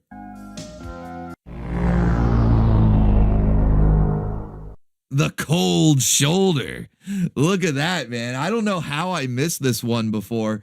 I feel like this would also be a good emoji for the Discord server for whenever a moment of Frosted Flakes is occurring. But yeah, the cold shoulder. Literally, yeah, literally cold shoulder, man. Just look at, holy shit. How did I miss this one? Such a good reaction. But that's not even the last one. There's another one too. You know, we've got a few good ones already. Okay, we've got this. I love this one. This stupid surprised Frosta. I love that one. That's got to be an emoji too. I fucking love her face right there. And then of course you got this. This is a classic. Just pissed off, instantly pissed off. She's only surprised for a little bit and then just becomes angry for the whole rest of the episode. You've got the snarl right here, mocking the sweet name, Sweet Bee, sweet name. Hey, fuck you, He-Man, you piece of shit. You just know that's what she's saying. She's like, He-Man, you fucking piece of shit. So you got, that's another classic. This is the one of my favorite new ones right here. Probably is my favorite new one. I love the surprise, the stupid surprise Frosta. That one's hilarious, but the cold shoulder is great. But then I noticed that even little moments where they're not even necessarily talking, especially about Sweet Bee, like they might be saying, oh, look, Hordak is over there. We got to figure out a way to stop him. And so everybody else is looking over at Hordak and saying, oh shit, what are we going to do? Look at that. He's like about to fire his laser cannon or whatever. But look at Frosta. Look at Frosta though. She's head on a swivel. Okay, head on a swivel. And she's just glaring at Sweet Bee. If you see Sweet Bee back there, she's kind of like fluttering in the background. And everybody else, Mermista, She-Ra, He-Man, they're all looking up at the giant laser cannon, trying to figure out, what are we going to do about Hordak? Frosta doesn't care. Hordykins, Schmortykins, okay? Hordykins, Schmortykins, get this fucking bee out of here. What is this little Why is her name Sweet Bee, but she looks more like a butterfly? Doesn't even make sense. Get her the fuck out of here. That's what Frosta is thinking right now. Yeah, if looks could kill. If looks could kill. Hortykins, Schmortykins. Why is this bitch named Sweet Bee looking like a butterfly?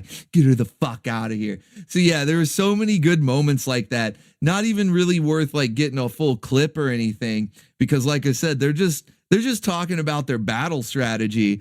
But it was so funny to see Frosta constantly glaring a hole through Sweet Bee. I mean, she's just waiting for her laser eye powers to activate. She's like, look, I know ice powers are my thing, but I'm pretty sure if I concentrate hard enough, I can shoot lasers. And so I'm just gonna glare at this bitch until the lasers fire. Okay, so like so many good moments. And of course, all the way, you've got She-Ra and Mermista just being bacon ears. You've got She-Ra and Mermista taking on the role of the Baconeers, the Baconettes, the Bim Bams, the Flum Bums. Just like, oh boy, oh, here we go again. And there's even a moment, I don't know if I should spoil it, but just listen out for a moment at the end of the episode. She-Ra is, she's loving this whole thing. She's just giving He-Man a bunch of shit the whole time. You already saw when she noticed the Frosta Flakes were getting poured big time into a giant bowl. She's like, oh boy, here we go. And then towards the end, Frosta's like, hey, you know, I'm still here, ride or die. That's the kind of waifu Frosta is. And He-Man's like, oh shit, I don't know. And she was like, what are you, chicken? What are you, gay? Like, it's so fucking funny. So yeah, listen out for that towards the end of the episode. It's fucking hilarious. I love this one. This one is easily my favorite. You know, like I was talking before, kind of hard to pick a favorite G.I. Joe episode. I don't know. Not with She-Ra. There's a lot of good She-Ra episodes. I love them. But this is easily my favorite. Easily the best one. It's so damn good. All right. But we're not out of Midriff City yet, okay? This is where the party is. We're still hanging out in Midriff City. So we need another moment. We need another Midriff moment because that's where the party is, okay? We might have stopped to get some Frosta Flakes there as we tour the city. We've seen Lana, we've seen Hannah stopped off for a bite of some Frosta Flakes, but now it's back, okay? It's back to tour in Midriff City. And so we've got Tara here, our favorite tomato waifu. I think she's our only tomato waifu. But even if she wasn't, she'd still be our favorite. So we've got Attack of the Killer Tomatoes and this episode where may not be as good as Baroness, where she spends the entire amount of her screen time in that episode in a bikini, but it's at least half. Okay, at least half of her screen time in this episode is spent in the bikini. So definitely worthy of Midriff City. If you're going to take the tour, you know, you're having the Baconeer birthday bash in Midriff City and you're taking the tour, well, then yeah, you definitely got to stop by and check out the tomato waifu. And she's about to get wrangled, okay? She's about to get wrangled here too. You might notice a running theme. Not only is it Midriff City, but what's going on with all these bikini-clad waifus getting wrangled? Well, I mean, I think it speaks for itself. I think I answered my own question just with that statement right there. So let's check it out.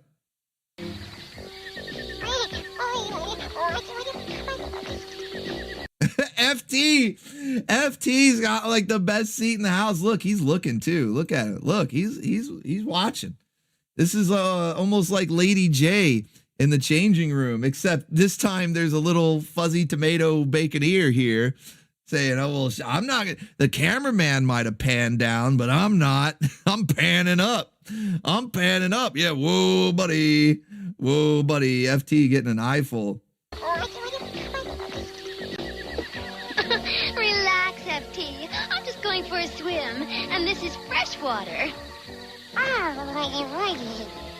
He's like, that's not what I was squeaking about. She's like, don't worry, it's fresh water. There's no salt. It's not going to turn me into a tomato. FT's like, that's not what I was squeaking about. It's so peaceful here.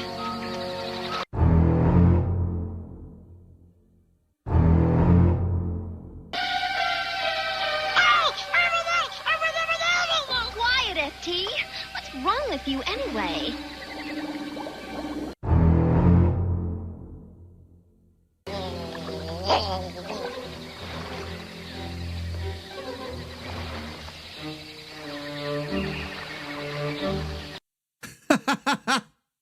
Their faces are like, whoa, whoa, Tara, whoa, buddy, what's going? Are we in Midriff City? I thought we were still in San Zucchini. When did we leave? When did we leave San Zucchini and arrive in Midriff City? Whoa, buddy. Did I forget something, FT? My bathing suit? She says it like it's happened before. You know, she's like, wait, did I forget something? I mean, she immediately checks her own cheeks too. Notice that she immediately checks her own cheeks. It's almost like this has happened before. Well, in fairness, it kind of has. There was that time that Tara modeled for Coppertone sunscreen. I'm sure you guys remember that, right?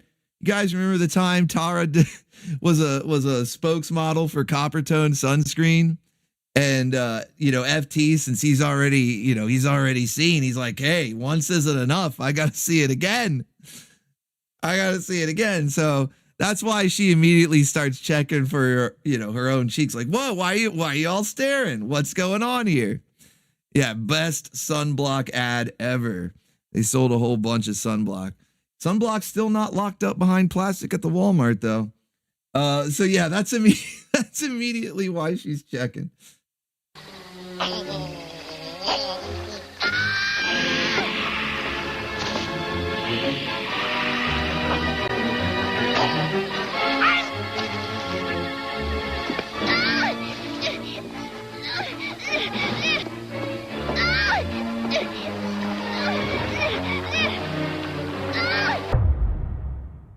Wrangled, carried off to his underground lair. I guess it's an underwater lair.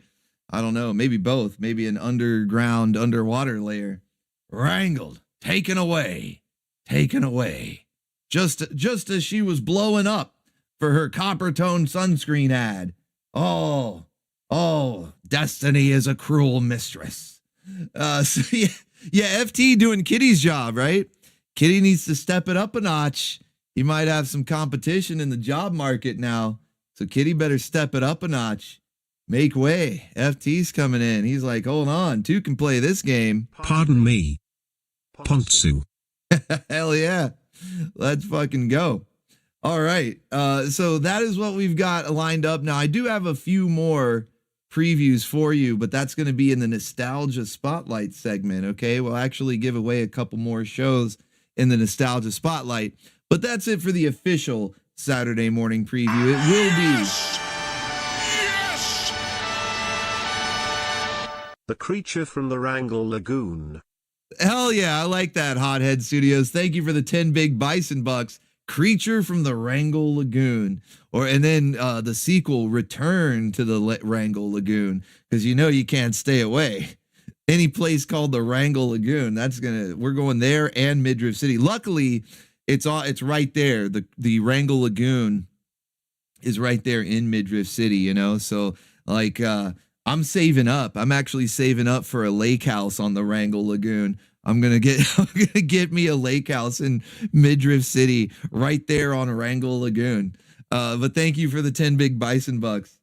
So let's get into the anime grindhouse. Like I said, during the Nostalgia Spotlight, I'll go over a couple more shows that we have for you tomorrow morning. It will be a full 3-hour block, so no worries there. Don't think just because the Saturday morning preview segment was a little shorter, I just saved some of the memes for the Nostalgia Spotlight. But it is going to be a full 3-hour block from 9 a.m. to noon p.m. Eastern Standard Time, as always. So hopefully I will see you guys there for that as we watch an all-star lineup of some of our favorite waifus all taking a trip to Midriff City, or at least most of them. Like I said, I think there's only 1 or 2 episodes that don't take a trip to Midriff City.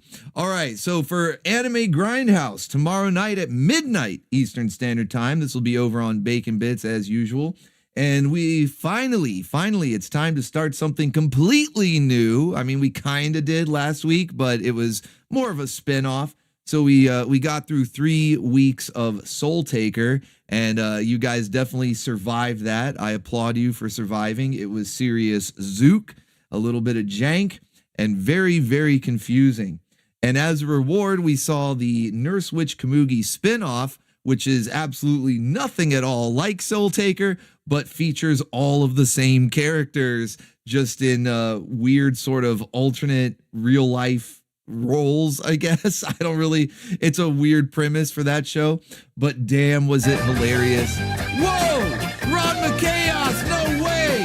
Let's go! Holy shit! Thank you, Ron McChaos! Let's go! We are rocking out! Guitars up in the chat!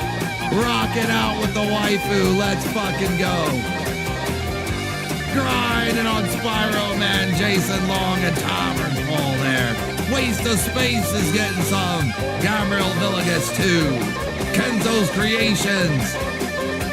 Let's fucking go. Morph is in there. Rex Rude. Hell yeah.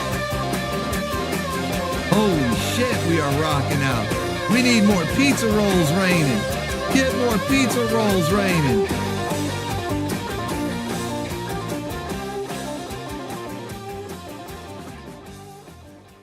Wow. Wow. Komugi. Wow. Wow. Wow. Wow. Komugi. Wow. Wow. Happy birthday, Bacon. Thank you so much, Ron McChaos, man. Really appreciate it. Massive support tonight. Thank you guys so much. You guys are awesome. Thank you, man. Yeah. Wow, Komugi, wow. I'm surprised there were no elongated E's. Wait, was there not a wowzers in there? We needed a wowzers.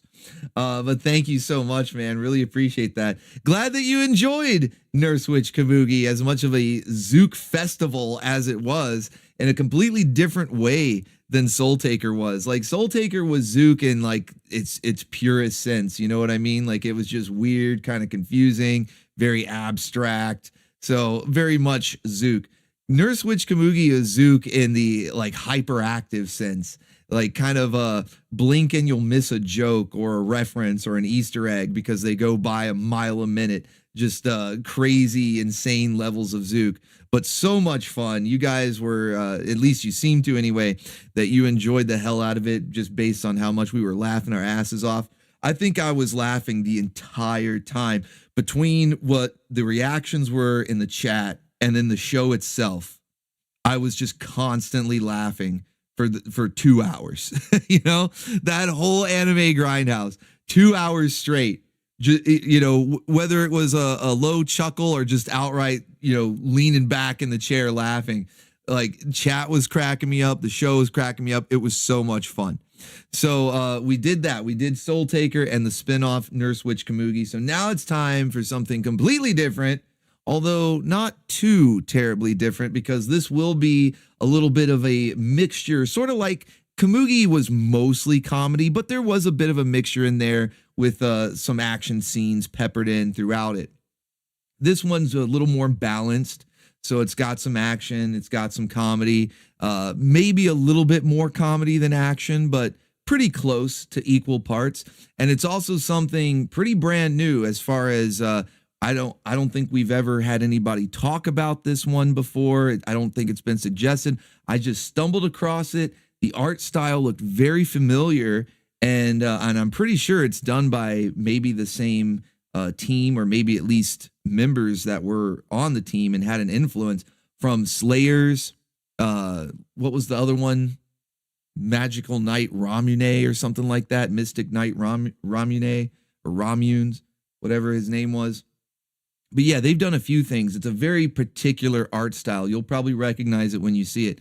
And so, yeah, I stumbled across it and I'm like, oh, this looks kind of cool. I recognize that art style. Let's check it out. And it instantly, just skimming through, I think the first episode, it's a 3-episode OVA.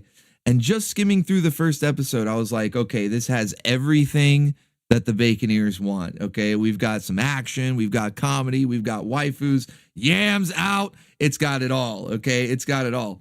So we are going to be checking out all 3 episodes of the OVA series Data Toko Princess. or probably how I should just say it because it's easier, suddenly princess. So the Japanese name, Data Toko Princess or Suddenly Princess. And as you can see, a very recognizable art style. It's from the mid 90s.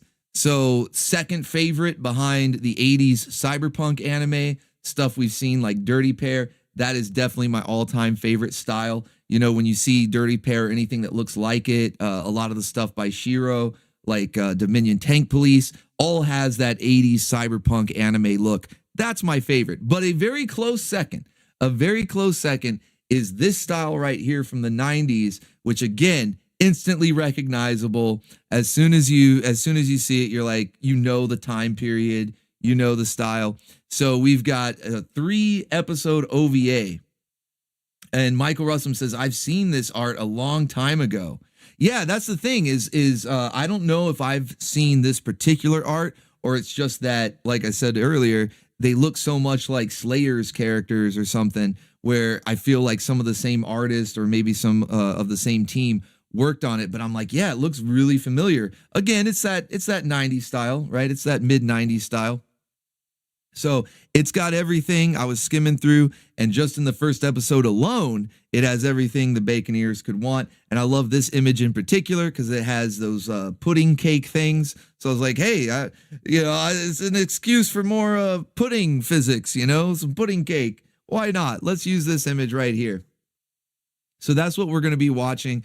I'm really looking forward to it because it's back to the original recipe for the Anime Grindhouse. Speaking of pudding cakes, we're back to the original recipe for Anime Grindhouse where we're doing kind of like a half and half, some really random, obscure stuff, hopefully that most of you have never even heard of, much less seen. So I'm imagining that this is going to be new to a lot of people. And maybe you've seen it before, I don't know. But I would imagine that this is probably something that most of you haven't seen because I'd never even heard of it. I just stumbled across, I was looking through stuff, like random titles, looking at the cover, what looks good, what looks like not so good, right? And yeah, this one immediately stood out. I did a test, made sure it was okay with the copyright owners and all that, and we are good to go. So we're going to get all 3 episodes. Now, this will be in English. I know that we've been going through a lot of Japanese with English subtitles recently because that's how I prefer to watch Soul Taker. I feel like the voices are much better, mainly because of Komugi. You kind of like need her Japanese voice for the character to hit the way it should because she's such an energetic, like bonkers, rambunctious character that you really need the energy that the Japanese voice actress brought to it. But now that we're done with that, we're going back to some very cheesy English dubs because this is also not just is it one of my favorite art styles, the 80s cyberpunk, the 90s sort of like swords and sorcery fantasy anime. I love those art styles, but it's also the golden era of cheesy voice dubs. Okay, it's not just the art. The 80s and 90s were also the golden era of cheesy English voice dubs. So you gotta love it. Yeah, exactly. Ron McChaos, is just right. Love me some cheesy 90s dubs. Me too, Taverns Poll. So that's what we've got for tomorrow night at midnight. Now, it's only 3 episodes. Okay, it's only 3 episodes. They're about 30 minutes each, and you guys probably have caught on by now that I trim out the opening and end credits in between episodes. Obviously, we'll have the opening credits at the beginning of the first and the end credits at the end of the third. But in between, I trim all that out. So they're even shorter than 30 minutes a piece. And so that's not really going to make for a full Anime Grindhouse. That won't even be a full hour and a half, which for me is kind of like the bare minimum. When I want to make an Anime Grindhouse for you guys, I want it to be at least an hour and a half with very few rare exceptions. If it's like a movie that's just shy and it's like, well, this is a whole movie. There's not really time to put a bunch of stuff after it. We'll let it slide. But for the most part, 90 minutes to 2 hours, somewhere in there, that's where I like to keep the grindhouses. So since this is only 3 episodes and it's not quite going to hit that 90-minute mark, I'm going to put a couple of episodes in after it. And because it's the birthday weekend, I'm just gonna abuse it, you know. At this point, I'm abusing the birthday weekend. I'm just using it as an excuse to play some stuff that we have seen before, but not in a very long time. In fact, the second half of this anime grindhouse, the 2 episodes after Suddenly Princess, are something that we watched before anime grindhouse was even a thing, before I was calling it that and using the now classic recipe of mix and matching. So if you guys remember way back, we've been doing Saturday night anime a long time, almost just as long as Saturday morning cartoons. It was like maybe 2 or 3 weeks after I started Saturday morning cartoons that I started the midnight animation viewing, and it would be Western animated movies, and then slowly we moved over to anime stuff, and then it became the anime grindhouse. So a show that we watched way back before anime grindhouse, so it was just solid blocks of episodes from this one show.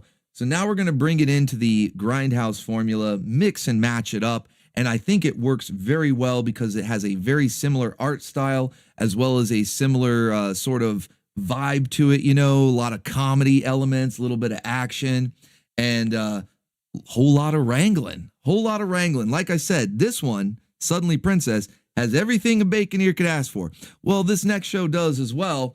So, and those of you that might be new, if you're a newer Baconeer and you haven't gone back through, especially watching the anime that was on this channel, because a lot of you are probably just used to all the grindhouse being on Bacon Bits because it's been over there for a while. But if you go back far enough on this channel, you'll find some Saturday night anime. So if you found it, then maybe you've already seen it. But if not, if you're newer and you hadn't gone back through that, then this will be new for you. And you can check out the first 2 episodes after we get through with Suddenly Princess. We're going to do the first 2 episodes of Those Who Hunt Elves. Do you guys remember this one? Remember the motto, the slogan, the catchphrase? Let's strip them. Do you guys remember this? I know some moldy oldie Baconeers out there will remember Those Who Wrangle Elves. Yeah, those who wrangle elves, those who hunt elves. Let's strip them. That is literally like the catchphrase of the fucking show. It's so fucking funny. And that's the thing too, is it's very much a comedy, like probably more so than Suddenly Princess. It's like very much a comedy. Not quite as bonkers as Nurse Witch Kamugi, but close. It does get close. And it's got that classic cheesy English voice acting as well. You gotta love it. So we're gonna have the first half be the 3-episode OVA series of Suddenly Princess, and then the second half will be the first 2 episodes of Those Who Hunt Elves. Yeah, Master Godai. Yeah, see, you remember, you know. Yeah, Kitty Tank. Yeah, remember, it's got the Kitty Tank, the Kitty Panza. That's right, the Kitty Panza rolling out. Okay, it's in the streets, rolling out the Kitty Tank, man. I love it. Yeah, it's such a funny series. So I feel like this would be a good way to reintroduce people that maybe have forgotten about it, and especially new people that haven't checked it out yet, and make it officially part of the Grindhouse, since we watched this before the Grindhouse was really a thing. So yeah, we're going to get into that. I'm really looking forward to it. That'll be at midnight Eastern Standard Time tomorrow night over on Bacon Bits. So hopefully I will see you guys there for that as well. All right, let's get into the Nostalgia Spotlight. This is a birthday edition of the Nostalgia Spotlight, which means we're going to be talking about some of the rare episodes. They're kind of difficult to find. It's not like Halloween or Christmas where you can easily find a bunch of episodes dedicated to those holidays. But every now and then, there is a plot device of that episode of the week where it's a character's birthday. And I like to see kind of how they're celebrating the characters' birthdays. Maybe some good ideas, some bad ideas, like what might make the perfect birthday. And if it's good, then, you know, I got to put it in the Saturday morning lineup, especially for the birthday edition. So let's check out Charlie Girl. It's her birthday.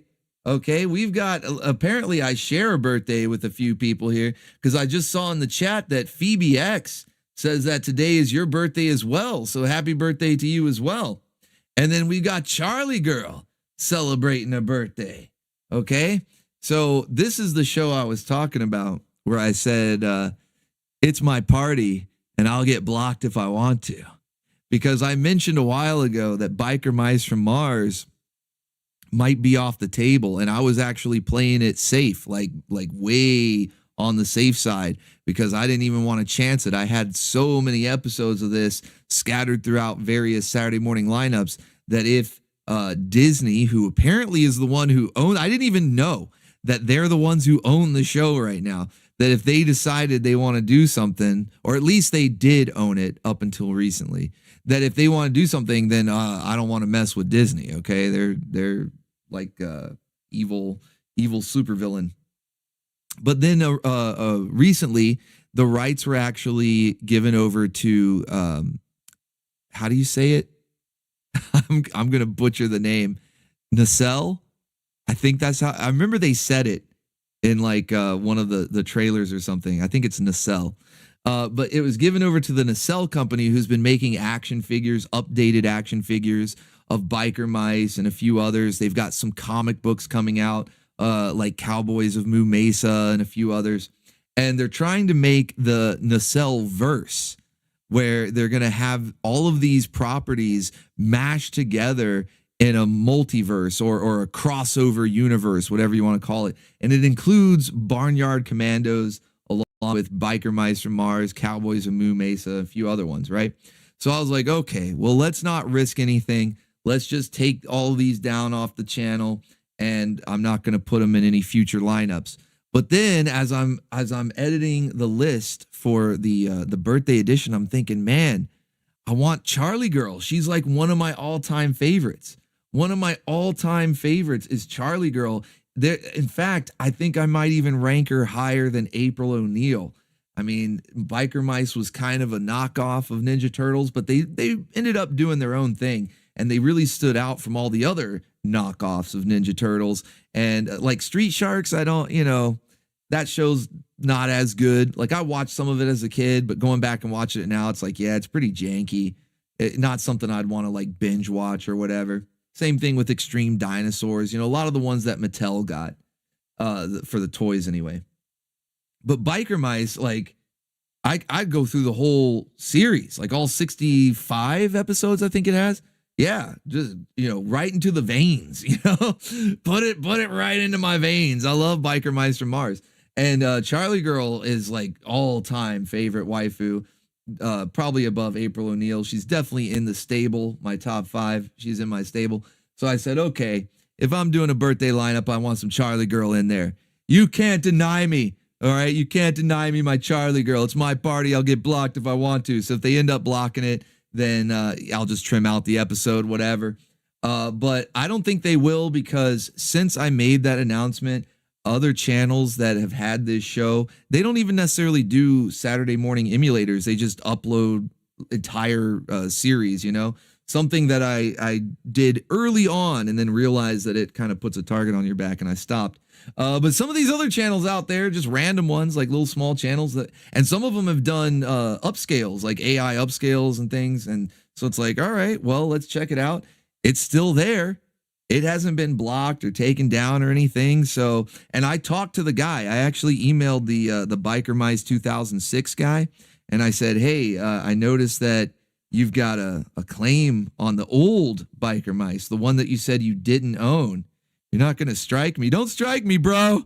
Don't strike me, bro. And he said, oh no, like we only own that in Malaysia.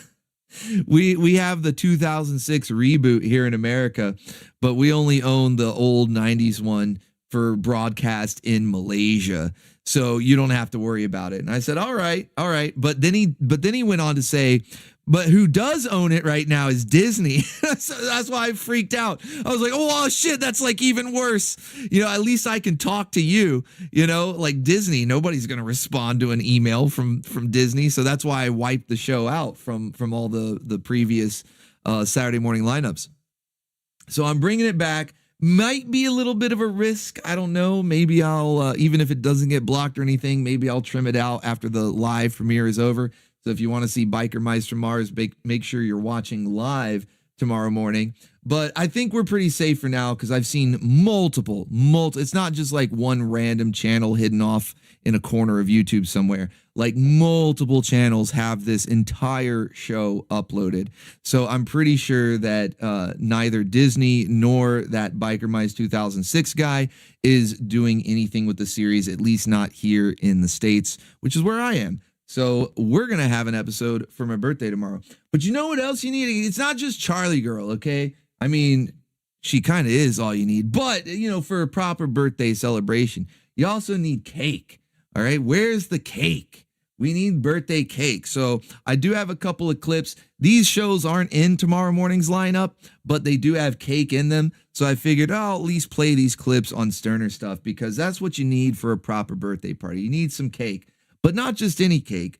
What particular ingredient needs to be in the cake? Do you guys know? Chat.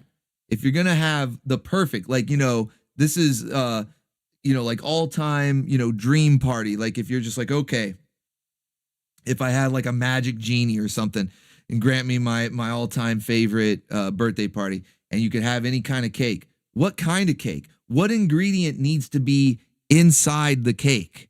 What ingredient needs to be inside the cake to make it the perfect birthday cake? I'm surprised I haven't seen anyone get this yet. No, it's not pound cake, milk, chocolate, cheesecake, Zook. Cyber Changeling got it. There we go.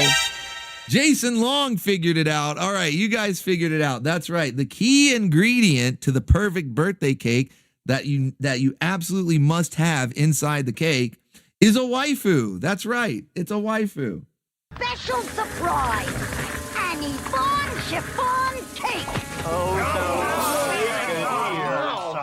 Even though he's a yucky, my honeyman's a yuppie. He's a mover and a shaker, a real decision maker. When I see him, I drool like a puppy. And she's gonna serenade me with an accordion? Oh, it doesn't get any better than this. It doesn't get any better than this. Let's fucking go. I see somebody in the chat, Impu T, he says that's cakeception. Well, funny you should mention that. Funny you should mention that because one of our best running gags here is cake detected, right? Well, cakeception would be, what if a waifu tried to pass the stealth check by hiding in a cake? Usually failing the stealth check means cake is detected.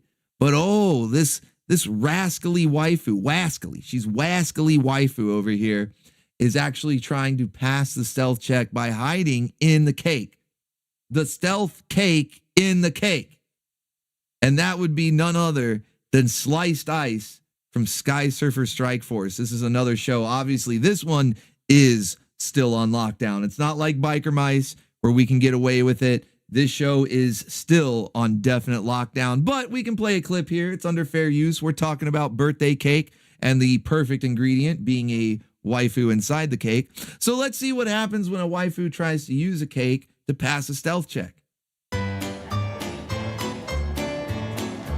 Express car to top view room. Sorry, sis. This is a private party.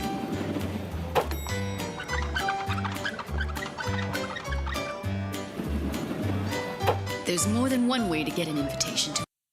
She's like, oh, this gives me an idea. So they're not just going to, she has this disguise on. That didn't work.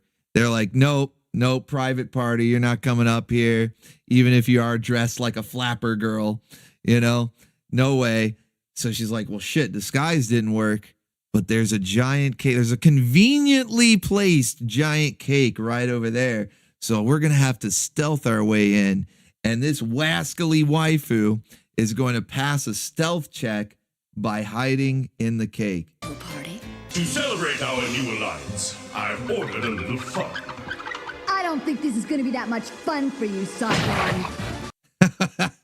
You don't know who you're talking to there, Slice. I just like, I don't think this is going to be fun. I don't think you know what kind of party this is.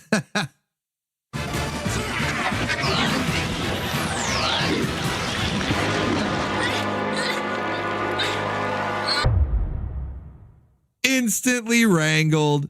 She found out what kind of party it is right away. Instantly wrangled.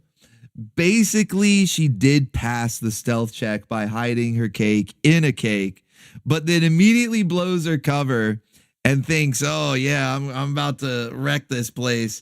Nope, you don't know what kind of party it is. Instantly wrangled. So yeah, that's why waifu in the cake is the perfect ingredient. Now let's see if we can see what a perfect gift would be, okay? Since we are going to see an episode of Biker Mice tomorrow, let's see what the Biker Mice, how they're celebrating for Charlie, if this would make a good gift. You've turned into the cutest grease jockey we've ever seen. Happy birthday, sweet Charlene! Yeah! You guys, I'm speechless. And now I'm also deaf in one ear. Yeah, I don't know if that's like the best gift, making the waifu deaf. Probably not the greatest, okay? Probably not the greatest gift in the world. Don't deafen the waifu. She needs to be able to hear you when you ask for another sandwich, okay? She needs to be able to hear that. So deafening the waifu, probably not the best birthday gift. But for our final show in the preview here that we're going to see tomorrow morning, because we are getting this episode of Biker Mice, but we're getting one more. We're getting one more that I will give you a sneak peek here. And this is the perfect gift. All right. This one is these guys, as janky as they are, when I show you this clip, you're going to recognize the show and go, oh yeah, this is pure jank. But as janky as they are, they do know the perfect birthday gift. All right. So let's check this one out. Talking about the bots masters, the jank masters. Here we go. I've got the perfect gift idea for ZZ partner, Lady Frenzy. There you go. He's like, I got the perfect gift idea, Lady Frenzy. You know, he just puts it right out there. He doesn't even, beat around the bush. He's like, look, I got the perfect gift idea. We're going to go get Lady Frenzy. Okay. We're just going to go get her. We're just going to go get her and then wrap her up. It'll be perfect. He's not wrong. That's right. Tavern's full. He goes, he's not wrong. That's right, man. What's all the...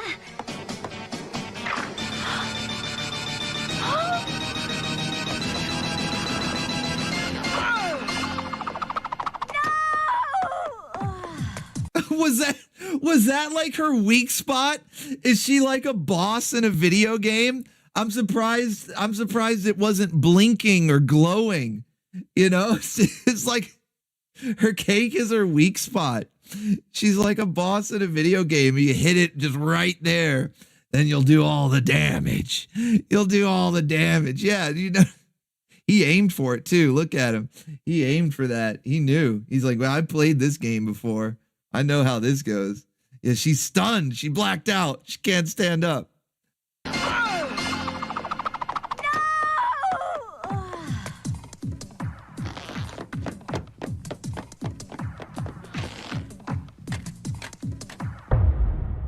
Wrangled. Birthday present, wrangled. Not acquired. It's not gift acquired. The gift has been wrangled. Luckily, I knew her weak spot. We were able to obtain this gift without any trouble. Good thing I knew. Good thing I knew that Lady Frenzy's weak spot is her cake. She's got a weakness there. But let's see. Does ZZ appreciate it? Is it indeed the perfect gift? Does he end up having the perfect birthday? Is he a baconeer? Let's find out. Which one should I open first? Open that, ZZ. We'll save the best for last. I want to see you top this.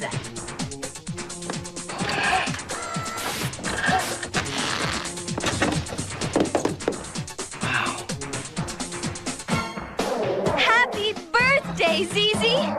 Alicia? Tell me I'm not dreaming! Do you like your present? And now to open my last present. ZZ, I really don't think this is a very good idea. Go ahead, Zizi, open it.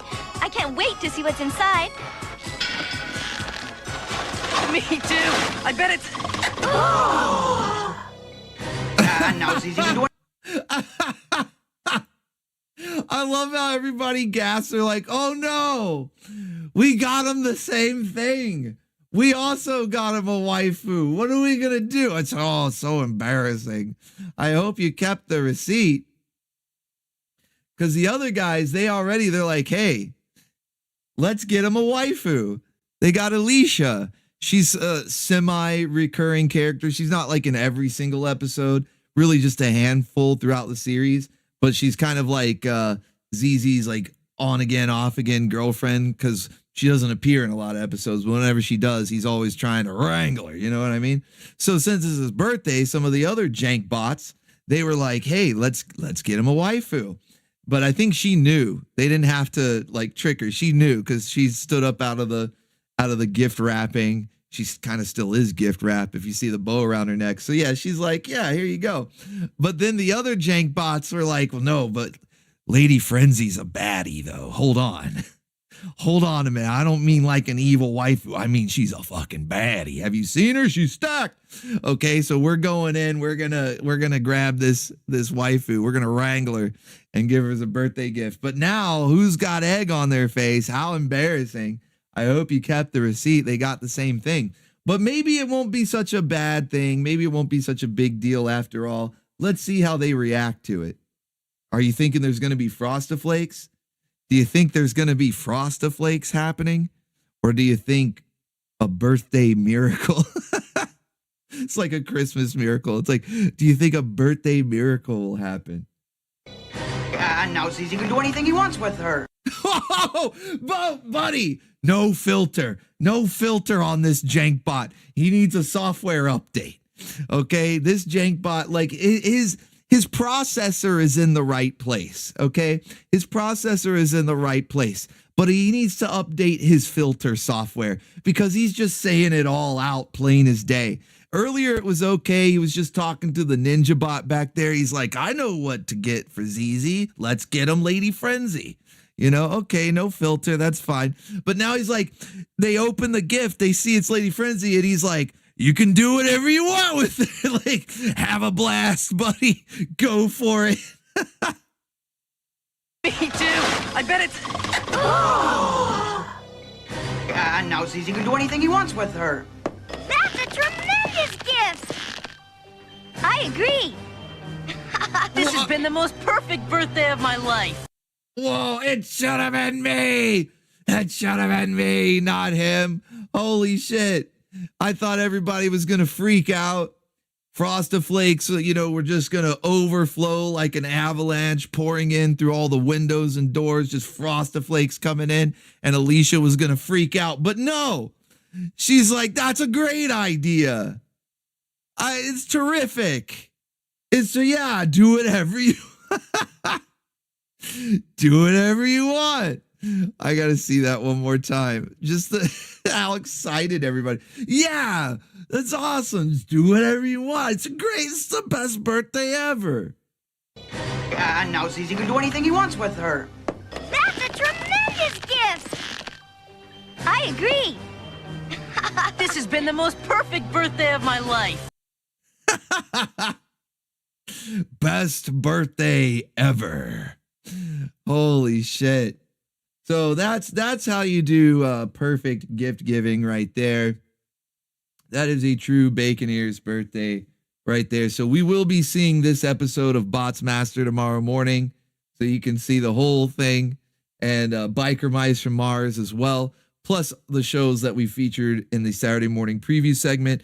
So we're getting Captain N, Cadillacs and Dinosaurs, G.I. Joe, She-Ra, Attack of the Killer Tomatoes, Bots Master, Biker Mice from Mars. It's basically a killer fucking lineup, all-star lineup, and a lot of visits to Midriff City.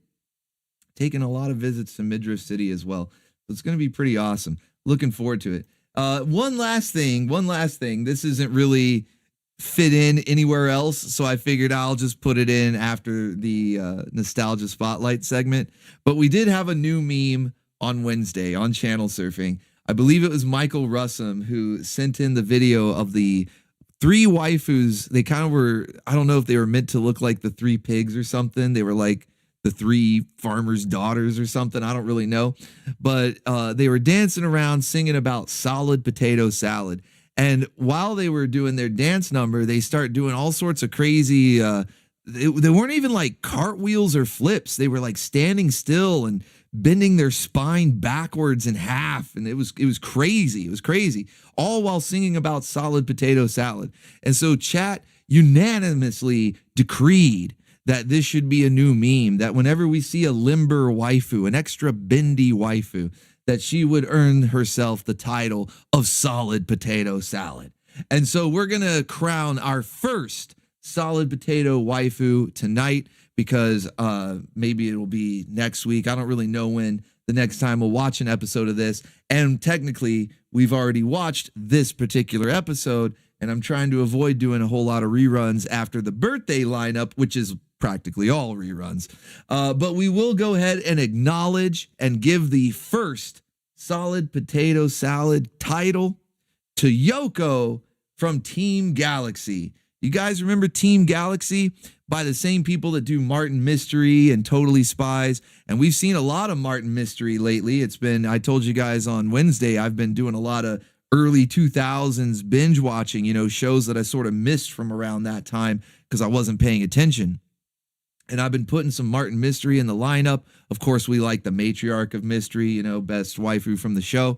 But the same group that did that also did Team Galaxy. And we've watched this a few times in the past. It's been quite a while since I've played an episode, so maybe we'll bring it back pretty soon. But I do remember something that stuck out in my mind. In fact, as soon as we started talking about the limber waifus, I immediately remembered Yoko is kind of bendy. She's a bit of solid potato salad. She's a little bit of solid potato salad herself. So let's check it out. Solid potato salad, that's solid salad. Jack, hit your baba with a solid potato salad, boy. Take my plate, fill it up, and bring it right back. Solid potato salad. Solid potato salad right there. She now has the first waifu to earn the title of solid potato salad. Doing all sorts of stuff. I don't know. It looks painful to me, but it looks good when she does it, though. Like, it's painful for me to imagine, but she looks a bit of all right. So she gets the solid potato salad title. That is our first waifu of that new meme. And hopefully we'll get some more. I'm hoping we get some more gadget-wielding waifus, too. Goldie can't have all the fun.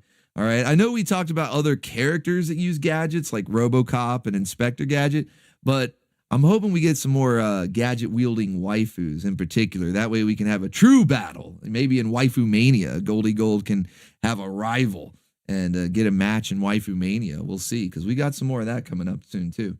All right, last but not least, a little bit of news update, whatever you want to call it.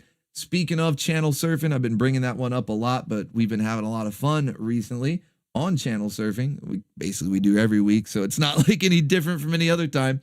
But it's awesome, though. I love it. I'm glad that you guys are enjoying it as well. We did sort of a free-for-all this Wednesday. It was just sort of whatever you guys were feeling nostalgic for. Didn't really matter what genre or era or anything like that it came from. And we had a lot of crazy stuff, but it was a lot of fun. And the week before that, the music video one of the best ever. One of the best channel surfings ever, right up there with the Kung Fu edition. What was one of the, I think video game cutscenes was one of them. The anime one was crazy. I remember that one, I think that might be the record. In fact, the anime one might be that 5.5 hour one. But yeah, the music video one was so much fun. So this week, what we're going to do this coming Wednesday, another theme that I'm kind of shocked that I haven't done yet. It's very similar to the music video one where when I thought of it, I go, have we done this? And I actually had to search through the list. I had to go through the playlist of channel surfings just to make sure we hadn't done this theme. Now, in fairness, we have had things that would qualify for this theme, just because we've done stuff like parodies and knockoffs and, you know, janky stuff. And so definitely had things that would fit into this theme in past channel surfing streams. But we've never solely focused on this, especially as a genre, you know, and it's a pretty broad one. And there's a ton of stuff, especially from the 80s and 90s and maybe even early 2000s, but definitely the 80s and definitely the 90s have a ton of gold when it comes to getting like movies and shows and things like that, even commercials that stand out in this genre. And that is the theme that we're going to do is comedy. How have we not done comedy yet? Like, I know we've done parodies, we've done knockoffs, we've done stuff like in the Kung Fu themed where we had the karate rap and I Want to Be Ninja, you know, so we've definitely had a ton of stuff that fits into the comedy sphere, but it was never focused on as its own theme for the channel surfing live stream. And so I thought, man, I don't know how we haven't done this. We've done like so many other genres. How did I miss comedy? So I want to see whatever you guys got, whether it's a movie, because like I said, 80s and 90s was like golden age of comedy movies. It could be clips from stand-up. It could be a funny moment from a show. So even if the show itself isn't a comedy, but it has a a funny moment that stands out in your mind that you're nostalgic for, that works. Tons of great commercials. A lot of really funny commercials. Again, 80s and 90s gold mine, especially in the 90s, you know, like the janky stuff like the Duracell family that we featured on previous channel surfings before. Yeah, like there's comedy gold out there and those hills out there, in those hills there, you know, and those nostalgic minds, you can get all sorts of gold, comedy gold. So that's what I want to see from you guys. You know, it doesn't really matter what genre it's from. Doesn't matter what type of media, you know, like I said, it could be stand-up, it could be a movie, a show, a commercial, a video game clip, anime, whatever you got that stands out in your mind as some of your favorite, funniest bits.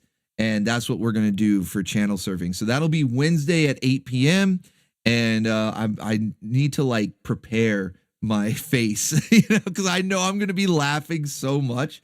I typically do anyway on any channel surfing, but I feel like you guys are going to be sending in some good stuff, as you always do.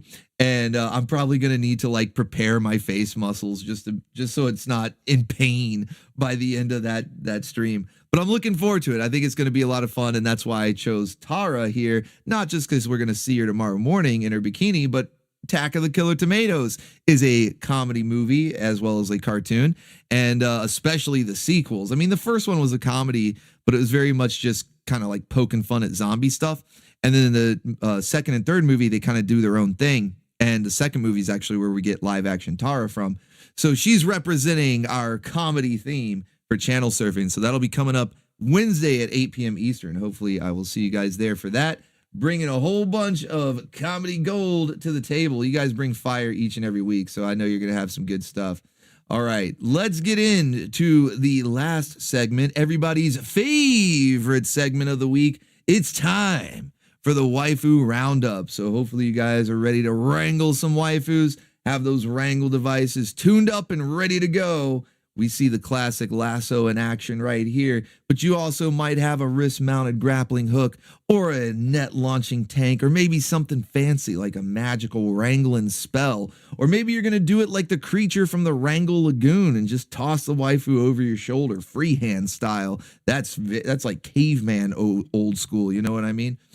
So let's get ready to wrangle some waifus here.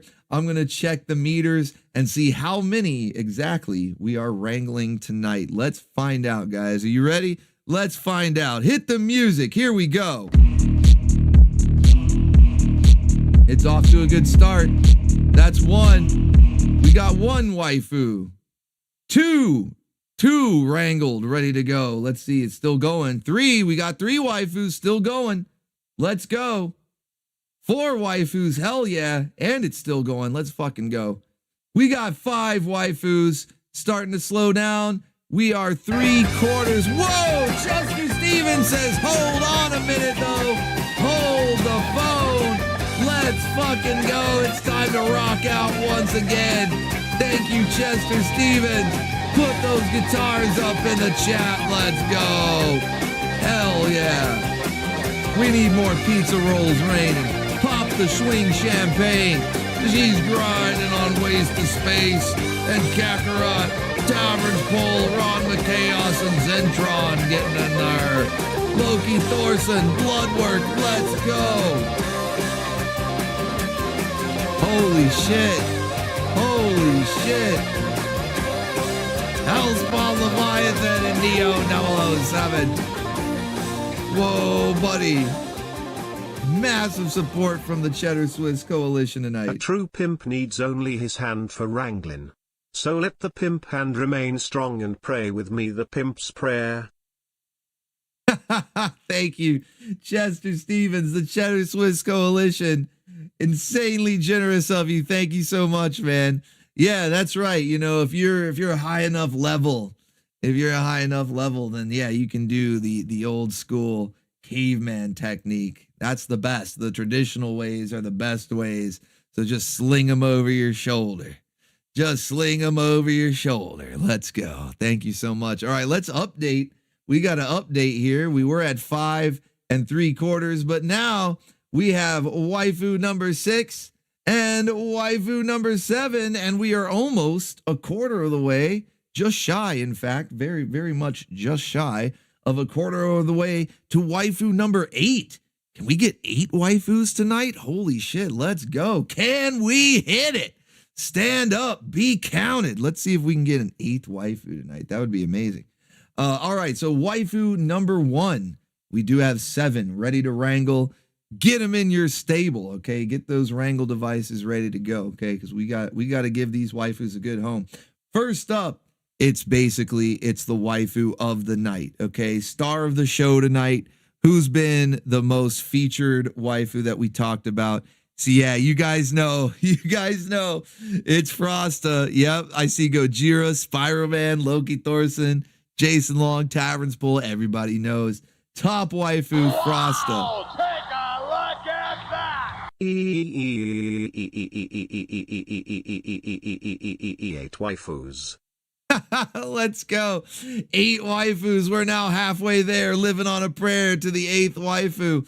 Thank you for that massive super kick to Vince Wolverine. Appreciate you, man. And of course, the E, elongated E, that got Kitty zooking out. He's robot voicing. He's going crazy, man. I fucking love it.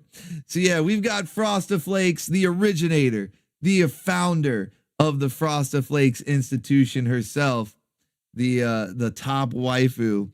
And of course, as the Orbital Station dress code dictates, she has on a tiny mini skirt. And it looks like Kitty's been doing his job too. Pardon me. Pontsu. Looks like everybody's doing their job, especially Master Krakken. Shout out to Master Krakken for the excellent artwork here of one of our all-time favorite waifus, Frosta Flakes. Let's go. Inventor of the Frosta Flakes. Proprietor of the Frosta Flakes.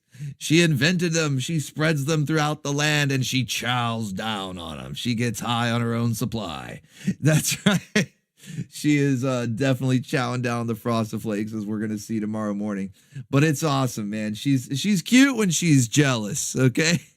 She's cute when she eats the Frosta Flakes. It's fucking awesome. So that is our first waifu to be wrangled tonight, courtesy of Master Krakken. Waifu number 2. We saw the preview for this one last week, and it was a waifu featured on last week's Saturday morning lineup. Speaking of gadget-wielding waifus, who could it be now? I think you guys know. Luckily, she's got her gold chain bracelet on right there, because Kitty... Look at the shadow of Kitty creeping up with the scissors. It's ominous. Yeah, look at ominous Kitty right there. That's right. It's Goldie Gold. Goldie Gold. Luckily, she's wearing her gold chain bracelet. I don't really know how it's going to help defend her against Kitty, because he's on a mission. Pardon me. Pontsu. Kitty's on a mission right now, but he's got scissors. It's a tiny mini dress. That's right. I think Kitty might have made it tinier. Maybe he's already done his work with the scissors there. Something tells me it wasn't originally that tiny. I think Kitty made it a tinier mini dress. He's like he saw FT earlier with that Coppertone ad with Tara. He said, hey, I don't think so. All right, the job is mine, FT. This job is mine. You're not stealing it. So he got to work. He got the scissors out. He got to work. So Kitty securing his occupation here. And of course, we get Goldie Gold dressed up, ready for the party. She's ready for the birthday bash. That's kind of the theme tonight, is we're going to have most of these waifus dressed up, ready for a birthday bash, or maybe gift wrapped. I don't know. It depends on if we get to waifu number 8. In fact, let me check my notes. How far in it do we have to wait to get to gift wrapped waifu? Yeah, it is. It's the first one is waifu number 8, the first gift wrapped waifu. All right. So next up, that is number 2, waifu number 3. This one is a first actually. Like, we have not gotten a pinup of this waifu before, but she is quickly becoming pretty damn popular, which is not surprising. I mean, as soon as I saw her, I was like, okay, yeah, top waifu of the show. My goodness, get her in my stable. But the show itself is kind of janky. I don't know if it's everybody's cup of tea. I enjoy it, but I do try to spread it out, but in between volumes before putting another episode in, because it's live action jank. Okay, that's going to be your hint right there. Live action jank. Even though the show may not be the most popular, this waifu does not disappoint everybody. Yeah, Daryl Waylick guessed the show. Daryl Waylick actually guessed the show. Jason of Star Command. So do you remember the waifu? Who is, I know Julie Newmar made a cameo appearance. She was in like a couple episodes as an evil waifu, but she's not a main character. This is a main character that chat goes like ape shit for. You know what I mean? Like, everybody loves this character.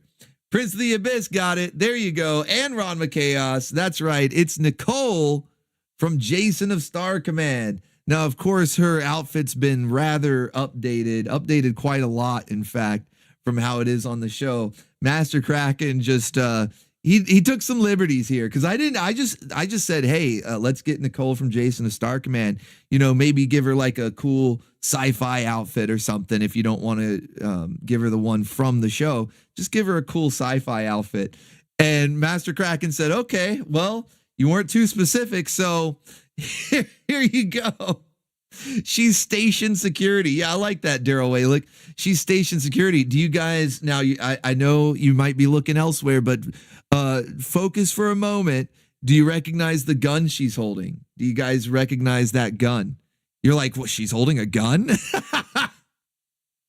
I bet most people in chat are like, wait a minute, she's holding a gun? Where? I didn't even notice that. Oh, she is holding a gun. Do you recognize what the gun is, though? Rex Rude. Hell yeah, Rex Rude got it. It's Shockwave. That's right.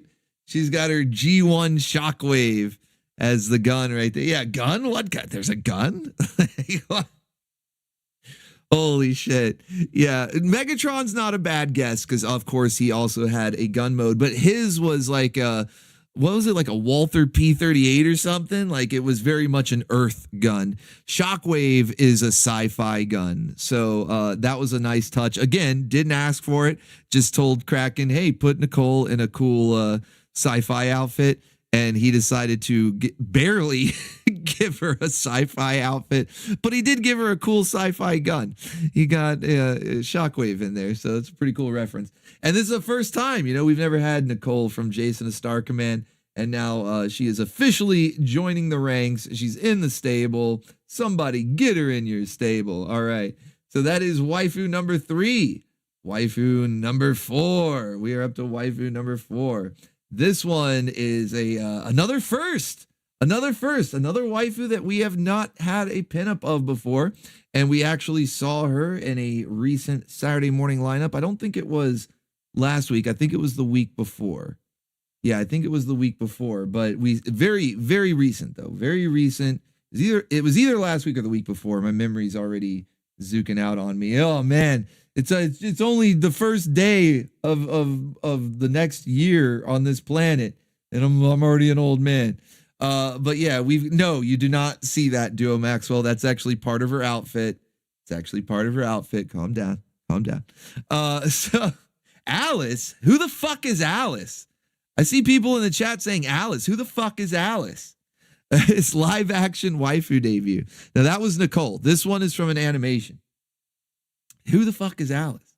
From Grim Fairy Tales. You guys are awesome. You know the joke. You know the reference though. I'm not actually like yelling at you guys. You guys know I'm just making a joke. But no, this is a Green Skin Girls. So who did we recently see in a recent Saturday morning lineup? And she even got wrangled in kind of a similar, hands behind the back. She got cuffed. She got cuffed, hands behind the back. Who was a waifu that we recently saw with the green skin girl? Okay, green skin waifu who got wrangled, cuffed. You guys remember? It's not Alice. Not Alice. Let's see. I'm waiting. There you go. I knew somebody would get it. I knew somebody would get it. Prince of the Abyss, Octavia. That's right. Green Skin Girls. And look at Kitty down there. He stole the villain's outfit. What is going on? Either that or he made one in his size because that villain was fat. He was a little fat toad guy, so I don't think it would have fit Kitty. So I guess he just made an outfit in his size. But yeah, it's Green Alice. It's Green Alice. That's right. Green Alice. You got it right. Yeah, from Tiger Sharks. You got a tiger by the tail. Hold on, Tiger Sharks. You got a green skin girl wrangled there. Hold on, Tiger Sharks. Green Skin Girls. Tiger Sharks. Yeah! I'm just zooking out at this point. I'm just fucking zooking out at this point. So yeah, we've got Octavia, the green skin girl from Tiger Sharks. And this, like I said, is a first. We have actually, we've watched quite a few episodes, the few that are in good enough condition to show on previous Saturday morning lineups, and never got any pinups. We never got Angel or Octavia. So I decided we needed to fix that. Talked to Master Krakken, said, let's get Octavia from Tiger Sharks. Again, didn't really give him any specifics. I just said, hey, we need Octavia, the green skin girl. That's it. And he decided, well, she's going to be wrangled and tangled here. Looks like Kitty has also been doing his job again. Pardon me. Pontsu. He is not letting FT take his job. He's like, get that little fuzzy tomato out of here. I don't think so. He's working overtime. He even got a snazzy new outfit there. Look at him. So, yeah, Kitty's doing his job. She's wrangled and tangled. Green skin girl, let's go. So that is waifu number 4. Waifu number 4. All right, number 5. Now we get into a couple of ones from Otacat here. And this is a waifu who she's sharing my birthday tomorrow. What waifu is sharing my birthday tomorrow in the lineup? Okay. We saw a clip earlier, so that should be kind of a dead giveaway. What waifu is sharing a birthday tomorrow? That's right, Charlie Girl. Charlie Girl. And it's about time. This is, even though we've had plenty of pinups of Charlie Girl, that's never enough, okay? I can never have enough pinups of Charlie Girl. However, we have not yet gotten one in tiny overalls. And it really makes sense for her above most of the other waifus because she's a mechanic. She's kind of like a tomboy. She's a mechanic. So how have we not yet gotten Charlie Girl in tiny overalls? Well, the wait is over. The time has come. We finally get Charlie Girl in the tiny overalls. In fact, they are the tiniest of overalls. Boobs! Booty! My goodness. I didn't know overalls could be that tiny. She might be setting a new record right now. I didn't even know that these overalls ran in a size that small. But somehow Charlie Girl makes it work. She's able to pull it off. If anybody's going to do the tiniest of overalls, Charlie Girl makes it work. She makes it work. So we've got Charlie Girl, the birthday girl tomorrow. Okay, I'm the birthday bacon here today, but Charlie Girl is the birthday girl tomorrow. And we're going to see if the biker mice come through, if they actually get her a good gift. They almost deafened her with their birthday song. Of course, it wasn't Happy Birthday to You because that's copyrighted, which is retarded. But the one that they sang was pretty janky, and almost deafened her. So let's see if they can make up for it and get her an actual good birthday gift tomorrow. We'll find out tomorrow morning. So there you go. Yeah, that's a Levi's size 0 on those tiny overalls right there. All right, so that is waifu number 5. Waifu number 5. Now we're going to waifu number 6. And this is one of my personal favorite waifus. You know I was going to have a few of these. I try to have most of them be relevant to the lineups that we just watched, whether it was this past Saturday or maybe the Saturday before with Octavia and Nicole, Goldie Gold, right? You know, it's like I want to keep it relevant. Or maybe waifus that are going to appear tomorrow morning, like with Frosta. This one, she'll never be on the channel, but she will always be in my stable. And you guys already know, that's right, it's Starfire, one of my all-time top waifus, and she's dressed for the party. I mentioned that earlier when we saw Goldie Gold. I said a lot of these waifus are going to be dressed for the birthday party here in Midriff City. We've actually taken the Gyat Yacht and cruised all the way to the Wrangle Lagoon. And now we are here in Midriff City, ready to party. And Starfire is definitely dressed to the nines. The fucking nines. That's right, Tavern's Pool. To the fucking nines. All dressed up, ready to go. Top waifu forever in my stable. Even if she'll never be on the channel, she is forever in my stable. So let's fucking go. This one also courtesy of Odacat, top tier waifu of all time. That is waifu number 6, I believe. Yeah, waifu number 6. So now we are down to our last waifu. Let me double check the meter here. I think we're still halfway there, living on a prayer to waifu number 8. Can we get it? I don't know, but we're at waifu number 7. Waifu number 7. She may be the last one of the night if we don't fill the rest of that meter. And this one, it's kind of funny. It's so perfect. I'm glad that we got here because, whoa, there we go. Daharka 88 getting us into Sliver Country. Happy birthday, Coon. Wait, hey, what was that at the end there, kitty? What did you call me? No, thank you, Daharka88. Appreciate that mesmerizing dance right there, getting us into Sliver Country. Now we're just into Sliver Country for the 8th waifu, which will be the first gift wrapped one that we can get to tonight. But we have one more dressed up, ready for the party here in Midriff City. And you guys already know who it is, don't you? Happy birthday, brother. Thank you for everything you do. Oh slash to you too, Michael Russum. Thank you so much, man. Getting us out of Sliver Country there, perfectly rounding off that meter. An 8th waifu. Thank you so much, man. You guys are awesome. You guys are awesome. So Kenzo, yeah, well, not tonight. Not tonight, buddy. You already said you rest your Zoomerang with no battles in the Crossfire Arena tonight. Oh no. She's in my stable, dressed up, ready for the party, ready for the birthday bash in Midriff City.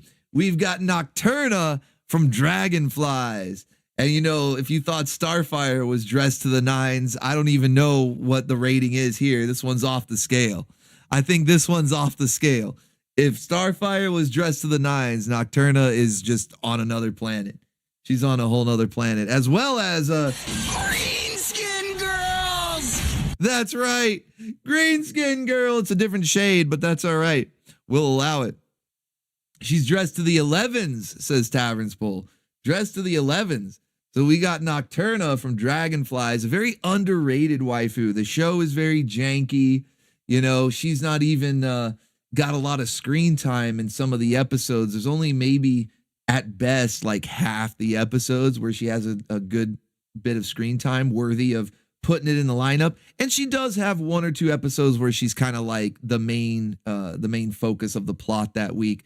But there's only so many times I can replay the same episode, or maybe there isn't, and I'll just keep replaying the same episode just so we can get more Nocturna. I don't really care. But she is very much an underrated, underappreciated waifu. However, amongst the Baconeers, not so much a problem, because whenever you guys do see her, you definitely pay the respects, give her the love she deserves. So maybe out there in the general geek culture, whatever you want to call it, geek verse, whatever, she may be underrated, underappreciated. But here on the Orbital Station, she's top tier, and she's dressed to the 11s, ready to party in Midriff City. Let's fucking go. Hell yeah. All right, Nocturna is mine, buddy. It's too late, Kenzo. I'm keeping her. All right, and then last but certainly not least, we did manage to get the 8th waifu, gift wrapped, ready to go. And you should already know, just based on the silhouette, we're also going to see her tomorrow morning, even though tomorrow she's going to be filling more the role of a Baconeer, kind of just laughing along at all the situations going on in the episode. But that doesn't mean that she is not an all-time top-tier waifu. We're talking about Ik bin Shira. That's right, Ik bin Shira. And much like we saw in that episode of the Bots Master, somebody knew exactly when they were like, what do we get him? What do we get him for his birthday? Somebody had the right idea. They said, oh, I know. Let's get Shira. That robot, that janky bot. Okay, that janky bot. He knew exactly. So he said, I know. Let's get Shira. So there she is, gift wrapped, ready to go. Ik bin Shira. Swing, swing, swing. Let's fucking go. Yeah, what a great idea.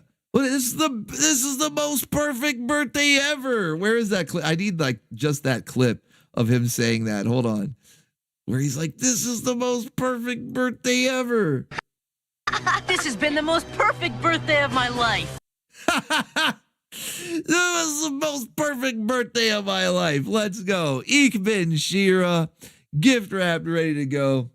There you go. Waifu number 8. Thank you guys so much. Massive support from the Baconeers. Stream boss Chester Stevens with an incredible 350 hit points on the health bar. You have earned yourself a few waifu requests, good sir. So you give me a couple, okay? Give me some options of waifus that you'd like to see get the pinup treatment to be shown on a future Sterner Stuff, because you've earned it, good sir. Thank you so much. Thank you to everybody who donated. Massive support from the Baconeers. Check out all these waifus we got to wrangle. We got Shira, gift wrapped, the perfect birthday ever. We got Nocturna from Dragonflies, ready to party, as well as Starfire, also dressed to the 9s, ready to party. We've got Charlie Girl finally doing the tiny overalls. It's about time. And it looks like the longer we waited, the more the overalls shrank. Maybe we should have kept waiting. They would have just disappeared. I don't know. But the tiniest of overalls there on Charlie Girl. Then we've got Octavia, another green skin girls from Tiger Sharks, wrangled up there. Look at Kitty, looks kind of proud of himself, you know, and he earned it. You know what, Kitty? You can look smug. You know what, Kitty? You earned it. You can look smug. You did a good job, okay? Don't worry, FT is not taking your occupation. He's not taking your position, all right? You did a good job, Kitty. You can look smug all you want. And then we also got Nicole from Jason of Star Command, who is apparently now station security, complete with her shockwave gun. She's armed and dangerous, her shockwave stun gun, okay? So if you don't want to get stunned, or maybe if you do, then just cross paths with Nicole here. And then we also got Goldie Gold, one of our newest waifus, and hadn't been around as long as some of the others, but quickly climbing the ladder and becoming a lot of people's favorites. It's all those, where does she get all those wonderful toys? And of course, Kitty also on the job again, down there with the scissors, looking a little menacing. He's just standing there, checking out her cheeks menacingly. I've never seen such menacing checking of the cheeks. And then last but certainly not least, we've got one of the all-time top waifus ever, creator of the Frosta Flakes, maker of faces. I need to give her like a Game of Thrones style title, you know? She's like creator of Frosta what would it be? Flaker of the Frosta of the I don't know. Maker of faces, giver of the cold shoulder. We've got our Khaleesi Frosta here, last but not least. So thank you guys again so much, man. Massive support from the Baconeers. I really appreciate it. You have done more than you will ever know to make not just today a good birthday, but to make every day, all year, awesome. Just absolutely awesome. I love hanging out with the Baconeers. You guys really are the best community on YouTube. Wouldn't trade it for the world. We have a blast, and I don't intend to stop anytime soon. So here's to another year, another revolution around the sun with the Baconeers, the Bim Bams, the Flum Bums. You guys are fucking awesome. Thank you guys so much. All right, we're going to go ahead and wrap up the show there. Hopefully you guys enjoyed the show tonight. It was pretty zooked out, but I think we had fun. So be sure to like up the stream for me if you had fun here tonight, if you enjoyed the madness. And tune in tomorrow morning for volume 138, the Birthday Bash lineup. And of course, the Anime Grindhouse tomorrow at midnight Eastern Standard Time over on Bacon Bits. Now, if you're not feeling too tired yet, maybe you feel like staying up and enjoying some more jank with the Baconeers, then head over to the Discord and get in OBTV, where we are going to watch a couple more episodes of Mortal Kombat Conquest with the greatest Mortal Kombat character, Zero. That's it. So we're going to be watching probably 3 episodes at least. I don't know. I feel I'm kind of hyped up. I'm kind of energized right now. So I don't know if I'm going to go to sleep anytime soon. So we're going to watch like 2 or 3 episodes of Mortal Kombat Conquest, maybe something else. I don't know. Hopefully we'll see you guys in there. But at the very least, I hope to see you tomorrow morning and or tomorrow night for the Grindhouse. Also, don't forget, I will be doing a gaming stream on Sunday. That'll be around 9 p.m. Eastern time on Sunday over on Orbital Arcade. And we're going to play the Amelia game. I don't even know the actual name of it. I just call it the Amelia game because it's the game the British government put out that's apparently supposed to ward you off from being an extremist or whatever. But we're actually going to try to take the extremist path. We are going to hail Amelia for England. All right. So tune in Sunday for that. I think it should be a really good time. Until then, I hope you guys all stay awesome. Stay based. God bless you all. Let me leave you now with a moment of Zook.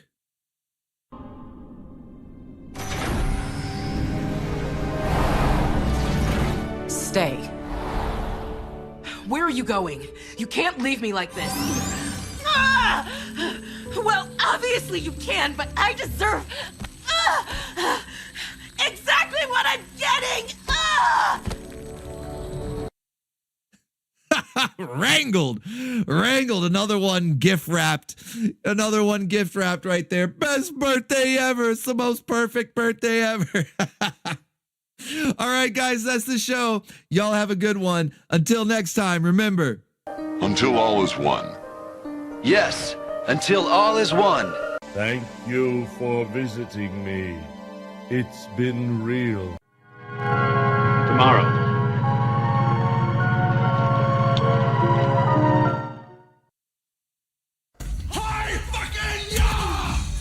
Goodbye, nega ninjas.